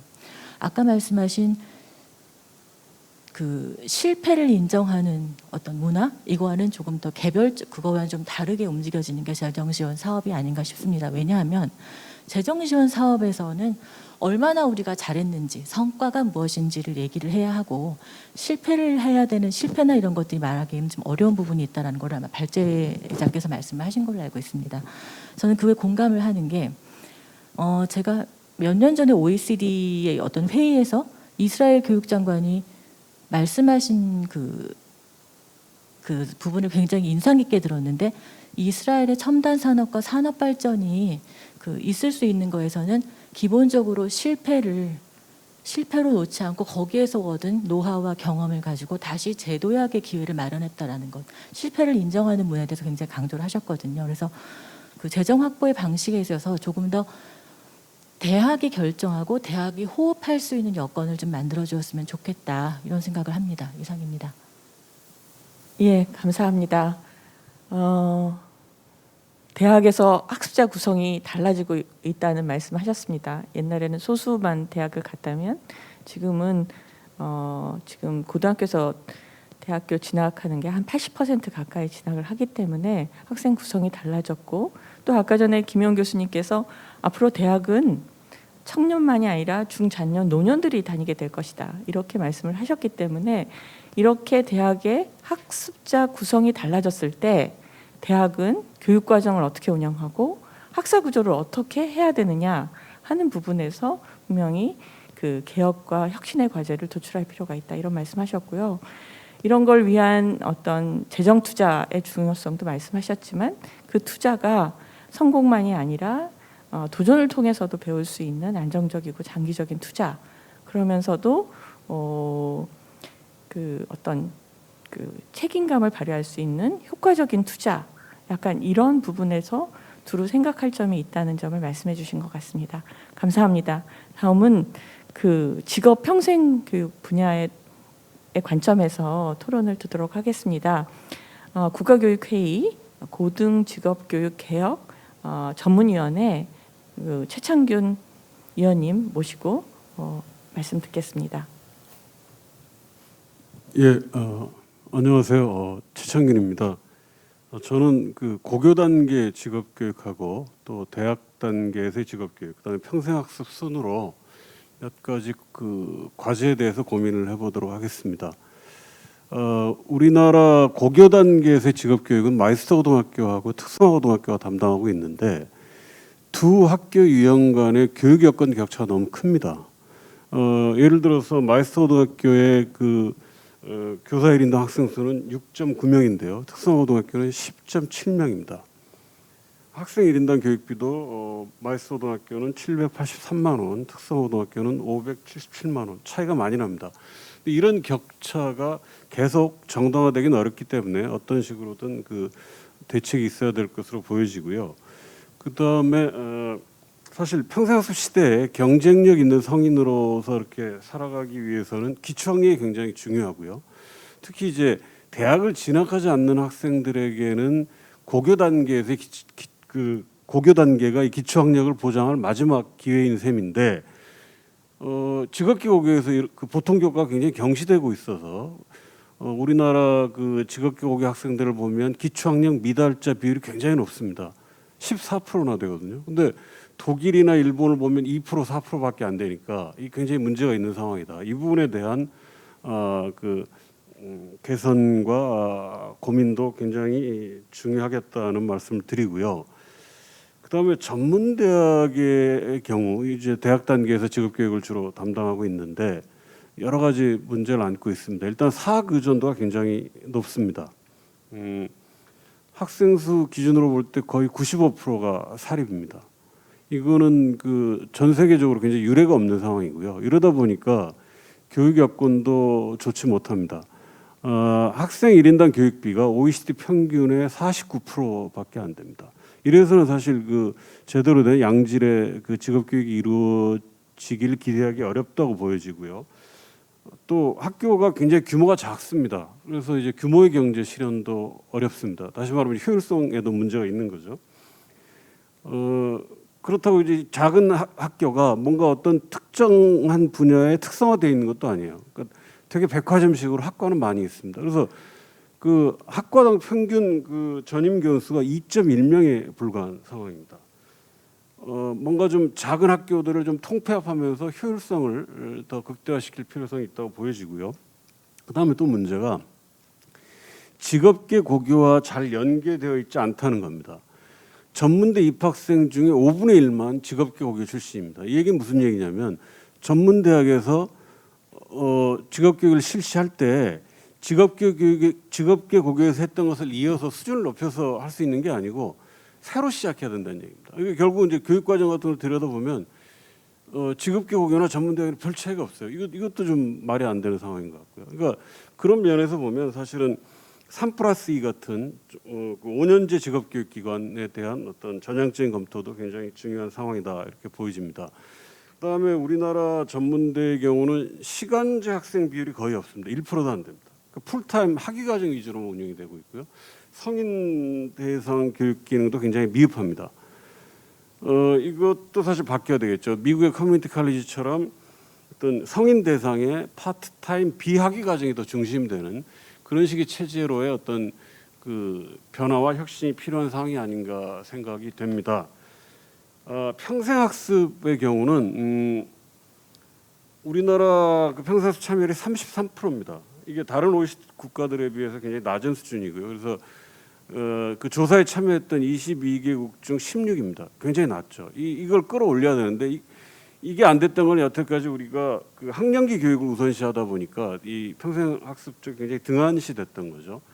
그래서 그 평생학습을 강화해야 되는 건 너무나 당연한 것 같고 그 방향을 어떻게 잡아야 되냐면 모든 국민들이 이 필요에 따라서 언제 어디서든 자기가 배우고 싶은 것을 배울 수 있는 그런 평생학습을 일종의 어떤 시민권처럼 보장해줄 필요가 있다고 생각이 되고요. 그게 가능하기 위해서는 뭐 학습비에 대한 지원도 필요할 뿐만 아니라 내가 교육에 풀타임으로 전념할 경우에 필요한 생계비 지원도 적절히 이루어져야 될 것으로 보여지고요. 그러기 위해서는 현재처럼 그 고용보험이 주된 재원이 되어서는 곤란하고 일반 예산을 좀 확대해서 평생학습을 위해서 집중 투자할 수 있어야 된다고 생각을 합니다. 예, 감사합니다. 예, 감사합니다. 아까 김영 교수님이 매력적인 직업교육 얘기하셨고 또 앞에서 안드레아스도 우리나라가 다양한 성공 경로가 보장돼야 된다 이런 말씀 하셨는데 이런 직업 교육 또 평생 교육으로 발전하기 위해서는 정말 과제가 많은 것 같습니다. 기본 학습 역량을 해줘야 된다는 말씀도 해주셨고, 고등학교 단계나 전문대학교 단계에서 양질의 직업 교육이 발전되기 위해서, 그런 교육을 보장하기 위해서 재정 투자를 비롯한 여러 가지 여건 조성이 필요하다는 말씀, 그다음에 향후에 성인 학습자를 위한 그 대학 수준에서의 혹은 고등학교 수준에서의 유연한 교육과정 운영도 필요하다는 말씀도 주셨고요. 또 전 국민이 평생 학습을 기본권으로 보장받을 수 있도록 하는 부처 간의 협력, 이게 이제 직업교육의 문제는 단지 교육부만의 문제가 아니기 때문에 여러 부처 간의 어떤 연계와 통합을 통한 직업교육의 발전 과제를 말씀해 주셨습니다. 감사합니다. 지금까지 지정토론자 모시고 토론을 들어봤는데요. 이제 우리 이 토론을 온라인으로도 참여하셔서 지켜보고 계시는 분들이 계십니다. 그런 시민 여러분들 모시고 시민들과 또 질의응답, 그다음에 토론 시간을 조금 가져보고자 합니다. 온라인 참여자들 어떻게 연결해 주실 수 있으신가요? 사회자 조민환 팀장님, 연결 부탁드립니다. 예, 국민참여 화상토론 안내를 해드리도록 하겠습니다. 이제부터 진행될 시민참여 종합토론은 행사장에 다 같이 모여서 진행할 계획이었습니다. 그런데 이제 코로나19가 지금 확산되면서 사회적 거리두기 방역 지침과 안전 가이드에 따라서 온라인 화상 연결을 통해서 진행하도록 하겠습니다. 그럼 대기하고 계시는 국민참여단을 온라인으로 행사장으로 모시도록 하겠습니다. 예, 국민참여단과 함께 종합토론회 진행을 좌장님께 부탁드리겠습니다. 예, 안녕하세요. 제가 화면을 뒤로 봐야 될 것 같은데요. 혹시 저희들 보이시면 하트라도 좀 해주시겠습니까? 보이시나요? 네, 감사합니다. 오늘 그 안드레아스의 발표, 그 다음에 김영수 선생님 발제, 그 다음에 네 분 선생님의 토론 다 들으셨을 텐데요. 혹시 여기 참석해주신 이 발제하신 선생님들과 또 토론해주신 선생님들과 이야기를 더 나누었으면 좋겠습니다. 혹시 어떤 질문이나 의견 말씀해주실 분 있으면 손을 들어서 표시해주시면 감사하겠습니다.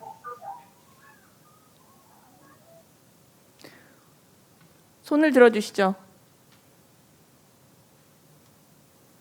안 계신가요? 여기 제가 아래에 있어서 안 보였습니다. 유중옥 선생님 연결해 주시기 바랍니다. 예, 들리시나요? 네, 들립니다. 예, 안녕하세요. 저는 이제 영신고등학교를 과거에 졸업을 했고요. 저희 현재 유중옥이라고 하고 저희 35살이고 제가 설립한 법인에서 이제 대표를 하고 있습니다. 저도 고등학교 때 생활기록부를 보면은 보고서 우수상을 일단 받긴 했었거든요. 근데 저 같은 경우 좀 고등학교에서 보고서 교육이 좀 강화됐으면 좋겠어요. 제가 보고서를 잘 썼기 때문에 그런 게 아니고요. 제가 이제 비학위 과정까지 이제 카이스트에서 비학위 과정을 어제 수료를 했거든요. 근데 이제 대학이랑 그리고 편입 준비도 좀 해봤고 대학원도 갔었고요. 제가 석박사 통합 과정 진학도 했었거든요. 쭉 이제 교육을 받아 보니까 어떤 보고서라는 게 이제 단순히 이제 제가 10대 때 특히 고등학생 때만 쓰는 게 아니고 그냥 사회생활을 하다 보니까 계속 쓰게 되더라고요. 제가 뭔가를 제안을 할 때도 그렇고 어떤 기관에다가 아니면은 정부기관에 뭔가를 지원금을 요청할 때도 그렇고 보고나 어떤 이런 상대방을 설득할 수 있는 방법이잖아요. 보고서라는 게. 지금 저희도 이제 보고대에 대한 내용을 지금 회의를 하고 있고요. 개인적으로 아까 위원분께서 성년분께서 말씀 주셨던 대로 보고서를 좀 언급해 주셔서 저도 좀 보고서에 대한 의견이 있었는데 보고서 부분을 좀 고등학교 때 좀 교육을 강화를 해가지고 이 보고라는 부분이 나중에는 굉장히 필요하고 단순히 학업에 관련된 것만 아니라 또 회사에서도 필요하기 때문에 개인적으로는 좀 보고서 교육이 강화되고 좀 보고의 어떤 품질을 올리고 좀 이런 것들을 미리 조금 교육을 하면 좋지 않을까 좀 그런 생각을 하고 있습니다. 네, 이상입니다. 예, 감사합니다. 어떤 질문이기보다는 토론, 시민 토론의 연장인 것 같습니다. 보고서라고 말씀하셨는데 사실 학교 현장에서는 특히 그 지금 그 말씀해주신 유 선생님께서는 학교 다닐 때는 이런 걸 안 해봤는데 정작 사회에 나와 보니까 자기가 직면한 문제에 대한 남과의 의사소통 방식으로서 남을 설득할 수 있는 방식으로서 글쓰기가 되게 중요하다 이런 말씀을 하신 것 같아요. 사실 이런 차원에서 최근에 학교 현장에서 실행되고 있는 것이 아마 프로젝트 수업 같은 걸 것 같아요. 혹은 탐구 수업, 자신이 주제를 정해서 자신이 탐구를 해서 그것을 보고서로 써서 학생들과 발표하고 소통하고 피드백 받고 또 고치고 하는 경험이라든가, 그다음에 이제 몇몇 모둠을 통해서 프로젝트 주제를 정하고 함께 탐구해서 그것을 보고서로 작성해서 서로 나누는 그런 활동들이 교육적으로 현장에서 많이 의미가 있고, 또 막상 그런 걸 해본 학생들은 굉장히 또 만족도도 높은 것 같습니다. 그리고 그게 그 앞으로 사회에서 요구되는 역량일 것 같습니다.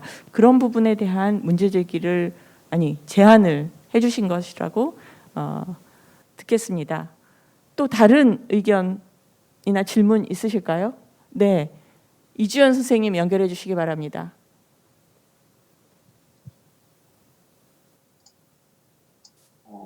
안녕하세요. 저는 이제 올해 대학에 처음 들어간 신입생 이주연이라고 합니다. 고등학교 3년의 힘든 과정을 마치고 대학 새내기로서 대학 생활에 대한 기대가 무척 컸는데, 이번 코로나 사태로 인해 하루도 대학 생활을 해보지 못하고 이제 내년에 군입 들어가게 되었습니다. 온라인 대학 수업을 하면서 이제 그 비싼 등록금을 냈음에도 대학 고등교육의 디지털 교육 시스템에 대한 아쉬움이 좀 매우 컸습니다. 대면 교육이든 비대면 교육이든 디지털 교육 시스템이 좀 더 체계적으로 준비되고 이루어졌으면 좋겠다고 생각합니다. 근데 이것이 이제 개별 대학 차원에서 어렵기 때문이어서 그런 것인지, 아니면 어떤 국가 차원의 정책적인 지원이 있어야 가능한 건지 그런 말씀을 한번 듣고 싶습니다. 네, 이 질문은 고등교육 분야인 그 김은영 박사님께서 좀 말씀을 해주시면 좋겠습니다. 고등교육 수준에서의 디지털 기반 학습 체제 구축 앞으로 어떻게 발전할 수 있겠습니까? 네, 안녕하세요. 아마 올해 입학하셔가지고 많이 고생을 하셨을 거라고 생각을 하는데, 사실은 이 상황은 아무도 예측하지 못했기 때문에 대학 자체에서도 굉장히 어려움을 많이 겪었던 문제입니다. 올해 이제 제가 대학 교수 학습 관련한 그 연구를 2개를 수행하면서 대학에서 어떻게 강의를 하는가를 살짝 엿볼 기회가 있었는데,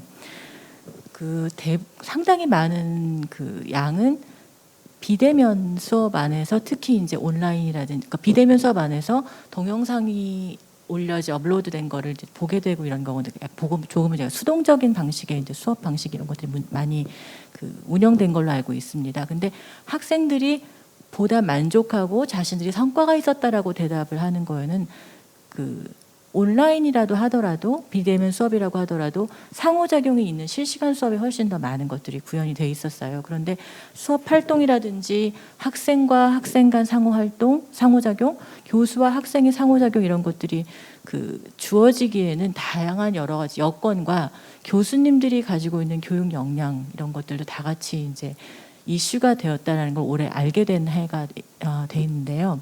제가 알기로는 교육부에서 그 대학교육 원격교육지원센터라는 것들을 만들어가지고 아마 전문대, 4년제 대학이 지역별로 컨소시엄으로 나가면서 이런 것들을 지원을 할 것이라고 생각을 합니다. 왜냐하면 지금까지는 다 그 인클래스 교실 안에서 강의를 하기 때문에 교수님들도 그렇고 온라인 수업에서의 다양한 어떤 교수 학습 방법에 대한 인식은 부족했다고 생각을 하고 아마 정부도 그걸 느꼈다고 생각을 합니다. 그래서 이 부분에 대한 그 지원에 대한 고민이 있었고, 그래서 이런 사업을 통해서 나아갈 거라고 생각을 하는데, 사실은 아까도 제가 말씀드린 게 연계돼서 재정지원센터에서 그러니까 재정지원 사업을 통해서 할 수 있는 것들은 굉장히 그 표면적인 것들이고요. 학생과 교수님들이 정말 적극적으로 이 부분을 좀 그 참여하면서 바꿔나가야 하지 않나 하는 게 제 생각입니다. 이상입니다.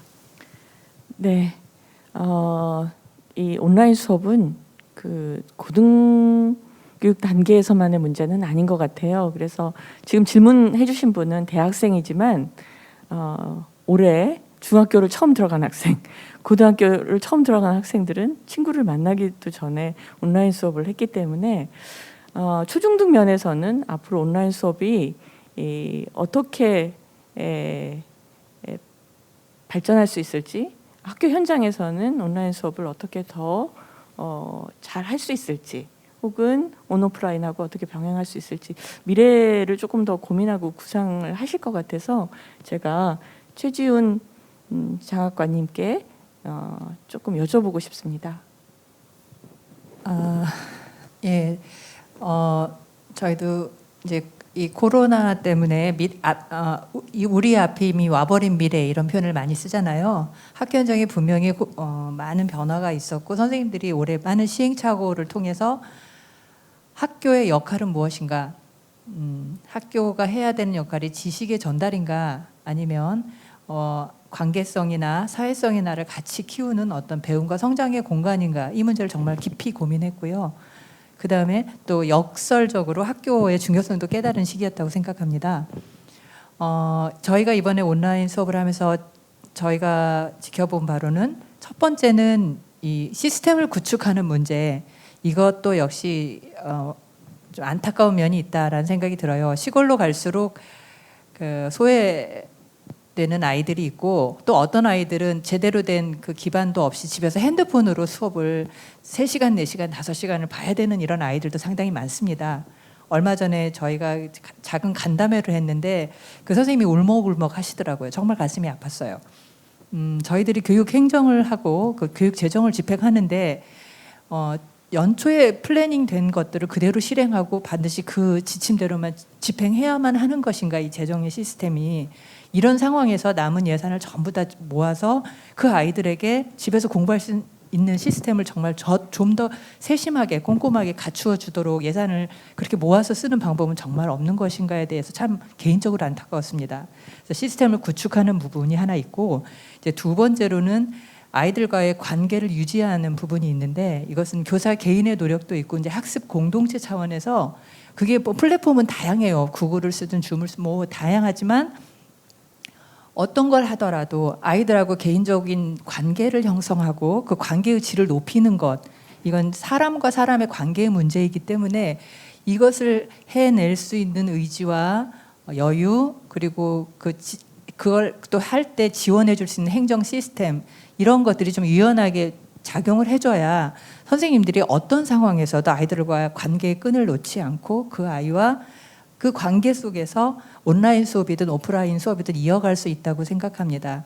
결론적으로 말하면 다시 한번 확인하는데, 수업은 그냥 탈맥락적인 지식의 전달이 아니라 사람과 사람의 관계이다. 그리고 그 관계에 기반해서 온라인이든 오프라인이든 진행했을 때 개개인의 개별적인 배움과 성장이 일어난다. 이것을 깨달은 시간이라고 저는 생각합니다. 예, 감사합니다. 디지털 학습 체제를 견고하게, 그다음에 미래지향적으로 잘 구축하는 것도 필요하지만 그것 못지않게 그것으로 환원될 수 없는 학교의 어떤 본연의 역할, 기능, 이런 부분에 대한 중요성이 오히려 더 부각되었던 시기가 아니었나, 이런 문제 제기를 해주셨고, 그 부분에 대해서 교육 격차를 비롯해서 교사 학생 관계, 학생과 학생들과의 관계에 대한 어떤 성장 지원을 어떻게 할 것인가에 대한 질문을 더 많이 갖게 됐다는 말씀이신 것 같습니다. 다음으로 또 질문이나 의견 받도록 하겠습니다. 손을 들어서 의사를 표현해 주시기 바랍니다. 네, 김동희 선생님 부탁드립니다. 네, 안녕하세요. 김동희입니다. 질문 드릴 수 있도록 발언을 주셔서 감사드립니다. 앞서 선생님들 말씀 너무 잘 듣고 있고요. 특히나 사람과 사람 간의 관계로서 대학의 지식 전달뿐만 아니라 실제로 응용이 가능한 그리고 성장이 가능하게 하는 교육이 필요하다라는 말씀에 크게 공감합니다. 그런 의미에서 저는 대학은 이제는 지식 전달뿐만 아니라 현실 사회에서 실천할 수 있도록 하는 지식, 그리고 다시 그 지식을 이론화할 수 있는 과정으로서의 플랫폼 기능을 해야 된다라고 생각을 하는 입장인데요. 특히 학생과 학생들 간의 관계나 학생과 교사의 관계도 중요하지만 학생들이 지역 공동체나 지역 사회에 어떻게 관련성을 갖고 있는지에 대해서도 고민을 할 필요가 있다고 생각이 듭니다. 그럼으로써 교육의 사회변동에 대해서 적응력을 높일 수 있을 거라 생각을 하는데요. 제 개인적인 경험을 소개를 드리자면 사실 제가 사회학과 전공생이었는데 수업을 통해서 지역사회에서 실제로 활동하시는 마을 공동체 분들을 처음 뵙게 되었습니다. 그래서 그 수업 자체가 프로젝트성으로 같이 있던 그 지역을 탐방을 하고 취재를 해서 기사를 쓰고 다시 지역신문을 만들어서 배포하는 활동이었는데요. 그 계기로 처음 지역사회에 대해서 학생들이 관심을 갖게 됐고, 그 다음 제가 학생사였던 학습제를 지역 고등학생들을 초빙을 해서 진도 탐방 교육을 한번 열어보면은 단순히 학생들만의 행사가 아니라 좀 더 실천적이고 다양한 지역의 그런 이해를 고려할 수 있는 좀 뜻깊은 행사가 될 수 있지 않을까 해서 도전을 해봤었습니다. 그런데 실제로는 사회자본이 축적되지 않는 학생이었다 보니까 실제로 개인으로서 해결해야 되는 부분이 많았고, 지역 고등학생들이나 때로는 행정분들한테도 요청을 받았어야 됐는데 이게 학교에서 요청을 해도 되지 않았었거든요. 제가 거버넌스를 공부를 하면서 느꼈던 점은 만약에 그때 교육 거버넌스가 좀 더 학생들도 참여를 할 수 있고 잘 조성이 되어 있었으면 이런 학생들의 도전들이 좀 더 수월하게 도움을 받으면서 좀 더 매끄럽게 진행될 수 있지 않을까 하는 생각이 좀 들었었거든요.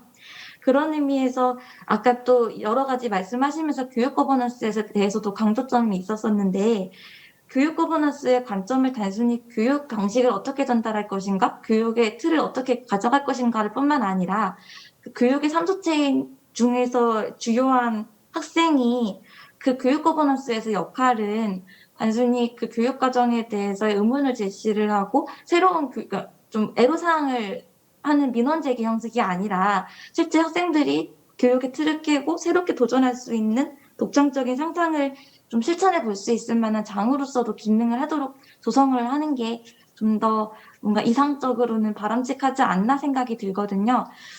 그렇기 때문에 제가 드리고 싶은 질문은 그런 교육 거버넌스나 또 실천적인 지식으로서의 대학에서 봤을 때 학생들의 역할을 어떻게 바라보실 수 있을지, 어떤 상상을 그리고 계신지가 좀 궁금합니다. 네, 감사합니다. 예, 의견도 감사하고 질문도 감사합니다. 이 질문에 대해서는 김용 교수님과 또 최지훈 장학관님께 간단히 한마디씩 더 듣도록 하겠습니다. 먼저 김용 교수님 말씀해 주시죠. 그 질문을 굉장히 잘 재미있게 들었습니다. 이 거버넌스라고 하는 게 이제 일종의 교육의 운영 체제에 관한 문제인데 정부 차원의 거버넌스가 있을 것 같고요.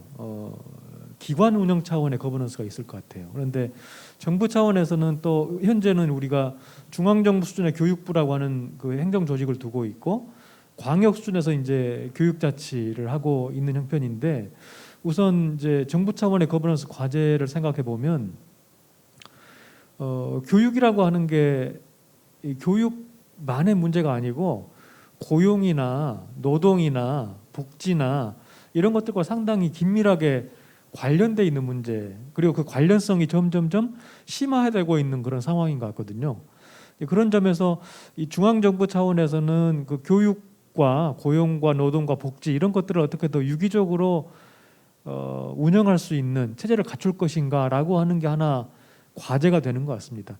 그리고 또 하나의 과제는 이제 특별히 교육 관련해서 이제 우리가 교육부를 두고 있는데, 교육부가 아무래도 그 현안에 긴급하게 대응하는 일에 주력하다 보니 조금 중장기적인 시야를 갖추기도 어렵고, 그 다음에 교육부라고 하는 부처의 그 뭐라고 할까요? 그 한계에 머무르게 되고, 이런 문제가 있어서 조금 중장기적으로 넓은 시야에서 의제를 볼 수 있는, 또 의제를 제안할 수 있는 기구가 필요하다라는 점에서 지금 저희가 이제 국가교육위원회를 만들려고 노력을 하고 있습니다.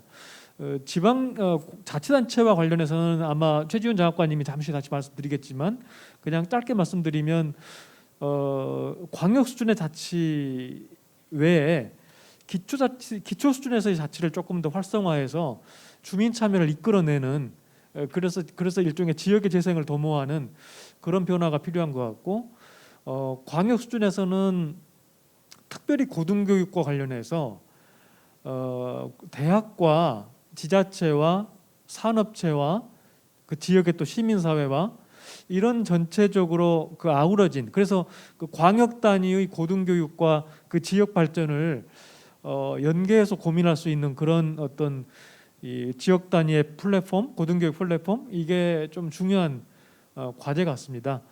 마지막으로 이제 기관 운영에서의 거버넌스 과제는 아까 우리 질문하신 분이 말씀을 잘 해주셨는데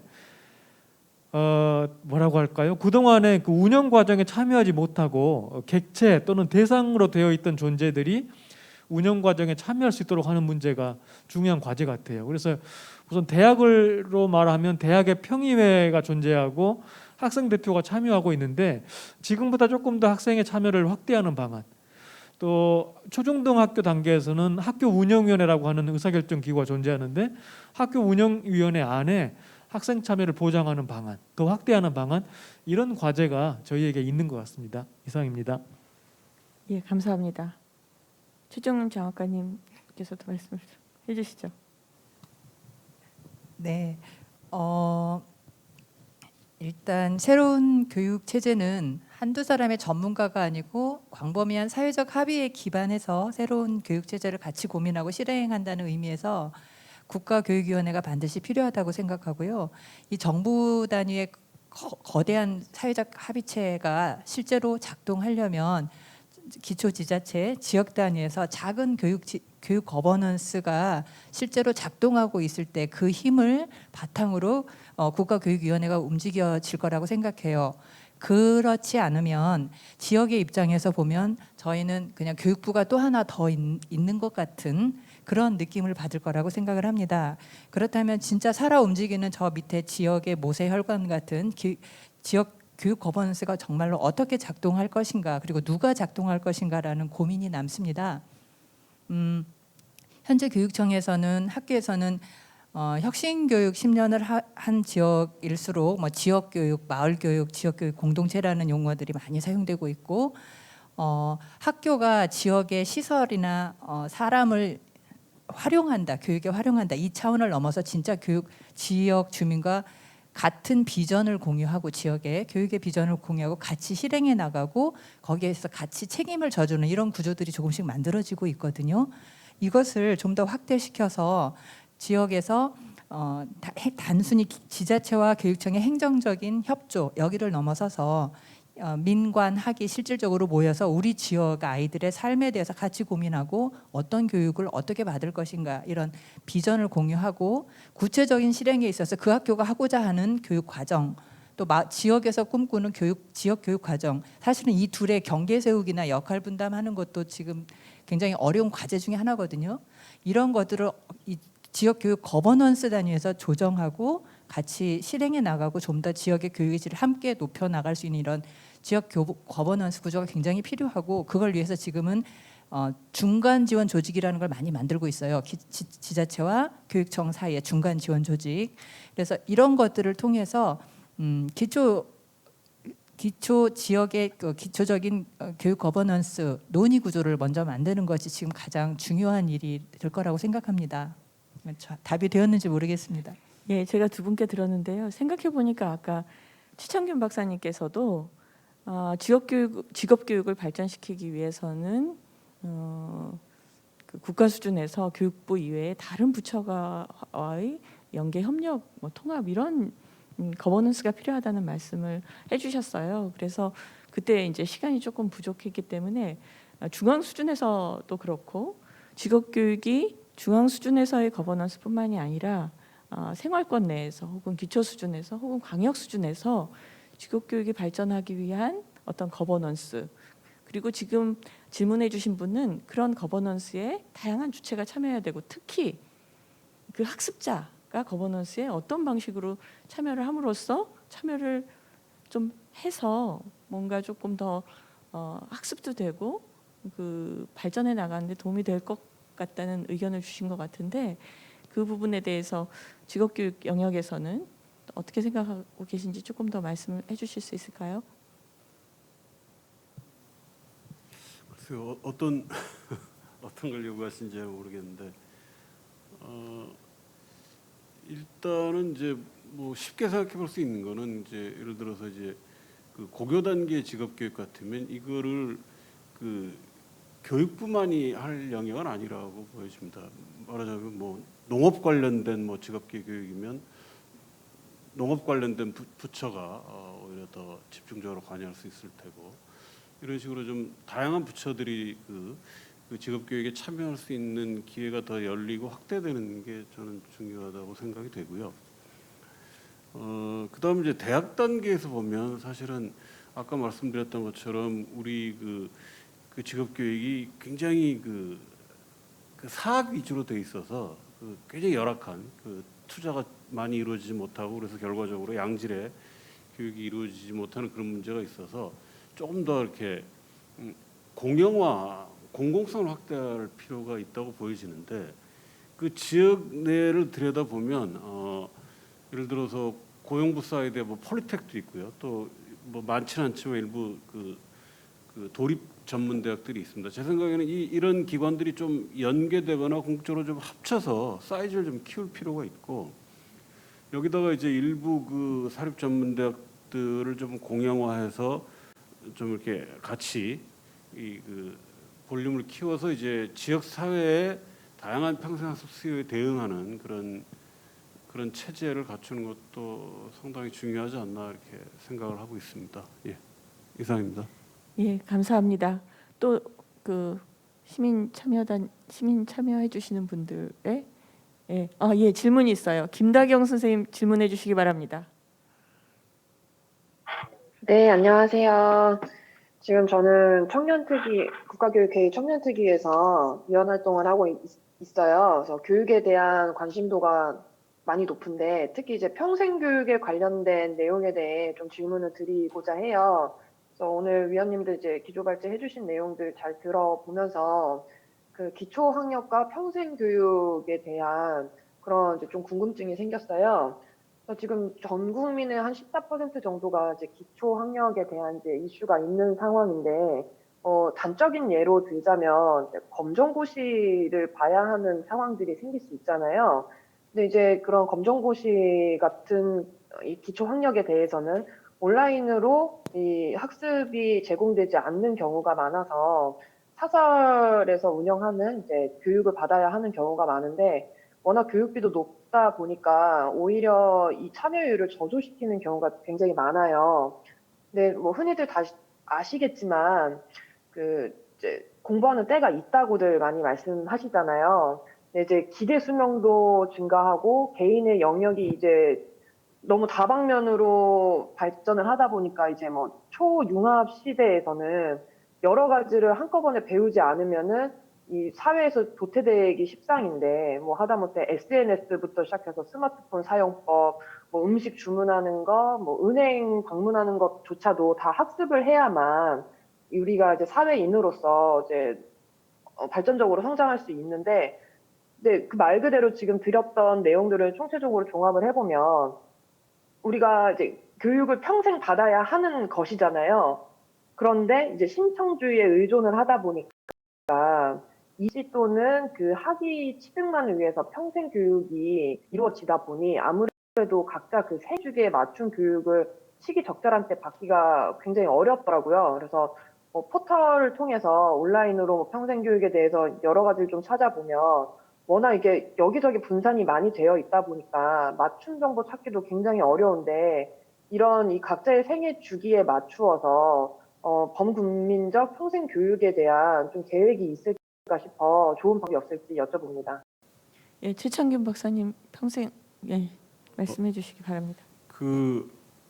아까 그 질문자께서 이제 공부하는데 때가 없다고 말씀하신 거지. 지금은 이제 그런 것 같아요, 정말. 근데 우리는 여태까지 공부하는데 때가 있었고요. 그래서 어떤 상황이었냐면 나이 30대까지는 그러니까 30 되기 전까지는 우리나라 사람들의 역량이 OECD 국가들 평균 수준보다 높아요. 근데 30세가 넘어가면 역량이 급격히 저하기 시작합니다. 그래서 OECD 평균 수준을 밑돌고 그 격차가 더 확대되기 시작합니다. 이건 뭐냐면 대학 들어갈 때까지만 공부하고 그 이후 이제 직장생활하면서 공부 안 해서 그래요. 그래서 사실은 이 평생학습 기회가 많이 주어질 필요가 있는데 그나마 이제 다행인 거는 아까 이제 제가 그 평생학습 참여율이 우리나라가 좀 떨어진다 다른 OECD 국가에서 그렇게 말씀을 드렸는데 근데 평생학습에 참여하지 않은 사람들 중에 내가 평생학습에 참여하고 싶었는데 참여할 수 없었다는 사람이 한 30% 돼요. 이거 굉장히 높은 수치입니다. OECD 평균 한 17% 되거든요. 그러니까 이 얘기는 무슨 얘기냐면 우리나라 사람들은 배우고 싶은 의지는 있는 거예요. 근데 여건이 뭔가 안 되는 거거든요. 그래서 결국은 평생학습을 활성화하기 위해서는 그 평생학습에 대한 참여를 제약하는 그런 여건이 뭔지를 잘 파악해서 이게 이제 생애 주기별로 좀 다르겠죠. 뭐 나이대에 따라서 또 자기가 처한 상황에 따라서 다를 텐데 그 여건 제약 요인을 파악을 해서 그걸 풀어주는 게 중요하다고 보여지고요. 근데 이제 조사 결과에 따르면 제약 요인이 크게 한 3가지 정도로 지배하게 됩니다. 하나는 시간이 없다는 거예요. 그래서 이제 그런 거를 풀어주려면 뭐 직장인 같으면 아무래도 뭐 내가 좀 유급으로 풀타임 학습 휴가를 갈 수 있는 기회를 좀 확대한다든가 활성화시킨다든가 하면 아무래도 좀 참여가 시간 제한 문제는 풀릴 수 있겠죠. 그다음에 그 여성 특히 이제 그 육아를 하고 있는 여성들 같은 경우에 돌봄 노동에 종사하느라 시간이 없는 거예요. 그러면 그런 걸 조금 사회화해서 학습에 좀 시간을 낼 수 있는 그런 여건을 마련해 준다든가 이런 게 중요할 것 같고요. 그다음에 또 비용 부담이 된다는 얘기를 많이 합니다. 이건 이제 아까 제가 말씀드렸던 것처럼 학습비라든가 풀타임으로 학습하는 과정에 생계비를 일정 정도 지원해 주는 그런 식의 어떤 그 정책이 같이 가야 될 것 같고 또 중요한 건 뭐냐면 내가 배우고 싶은데 마땅한 교육훈련 프로그램이 없다는 거예요. 그러니까 제대로 된 교육훈련 프로그램이 많지 않다는 게 또 우리나라 사람들의 어떤 평생학습 참여를 제약하는 중요한 요인 중에 하나거든요. 그래서 그런 부분을 풀어주기 위해서는 사실은 그 평생학습 프로그램을 공급하는 그런 기관들이 좀 대대적으로 개편되고 혁신될 필요가 있다고 생각이 되고요. 이런 것들에 이제 그 어떤 그 정책적인 방점이 두어져야 앞으로 또 우리 사회가 그 평생학습 사회로 갈 수 있지 않을까 이렇게 생각합니다. 예, 감사합니다. 사실은 그런 그 기본 학습 역량이랄까요? 그런 것들을 학교에서 배우는 게 가장 먼저 우선적으로 갖춰야 할 것 같은데요. 학교 현장에 계신 그 성학영 선생님, 요즘에 아이들 어떤지 어떻게 했으면 좋겠는지 간략하게 좀 말씀해 주시면 좋을 것 같습니다. 네, 실제로 학생들이 이렇게 왔을 때 저희 선생님들끼리 되게 고민하는 지점들이 있어요. 예를 들어 역사 과목을 가르치는데 함락되었습니다. 뭐 무슨 성이 함락되었어요. 이럴 때 애들이 질문하는 거예요. 선생님 함락되었어요가 무슨 말이에요? 이렇게 하기도 하고 영어 선생님들 같은 경우에는 영어 단어 시험을 막 봐요. 그리고 영어를 잘 외웠어. 근데 한글 뜻을 몰라서 자꾸 물어보는 경우가 있다거나 초등학교 선생님들 같은 경우에는 이제 구구단을 잘 해서 분수, 통분, 약분 이런 것들을 배우고 기초적으로 가야 할 부분들인데 이 부분에 빵꾸가 뚫리면 다음으로 더 이상 나가지 못하는 거예요. 특히 분수에서 소수로 넘어갔을 때. 그래서 전국에 계신 초등학교 선생님들이랑 수학 가지고 저희가 되게 잠깐 교사 학대 회의를 하면서 고민했던 적이 있는데요.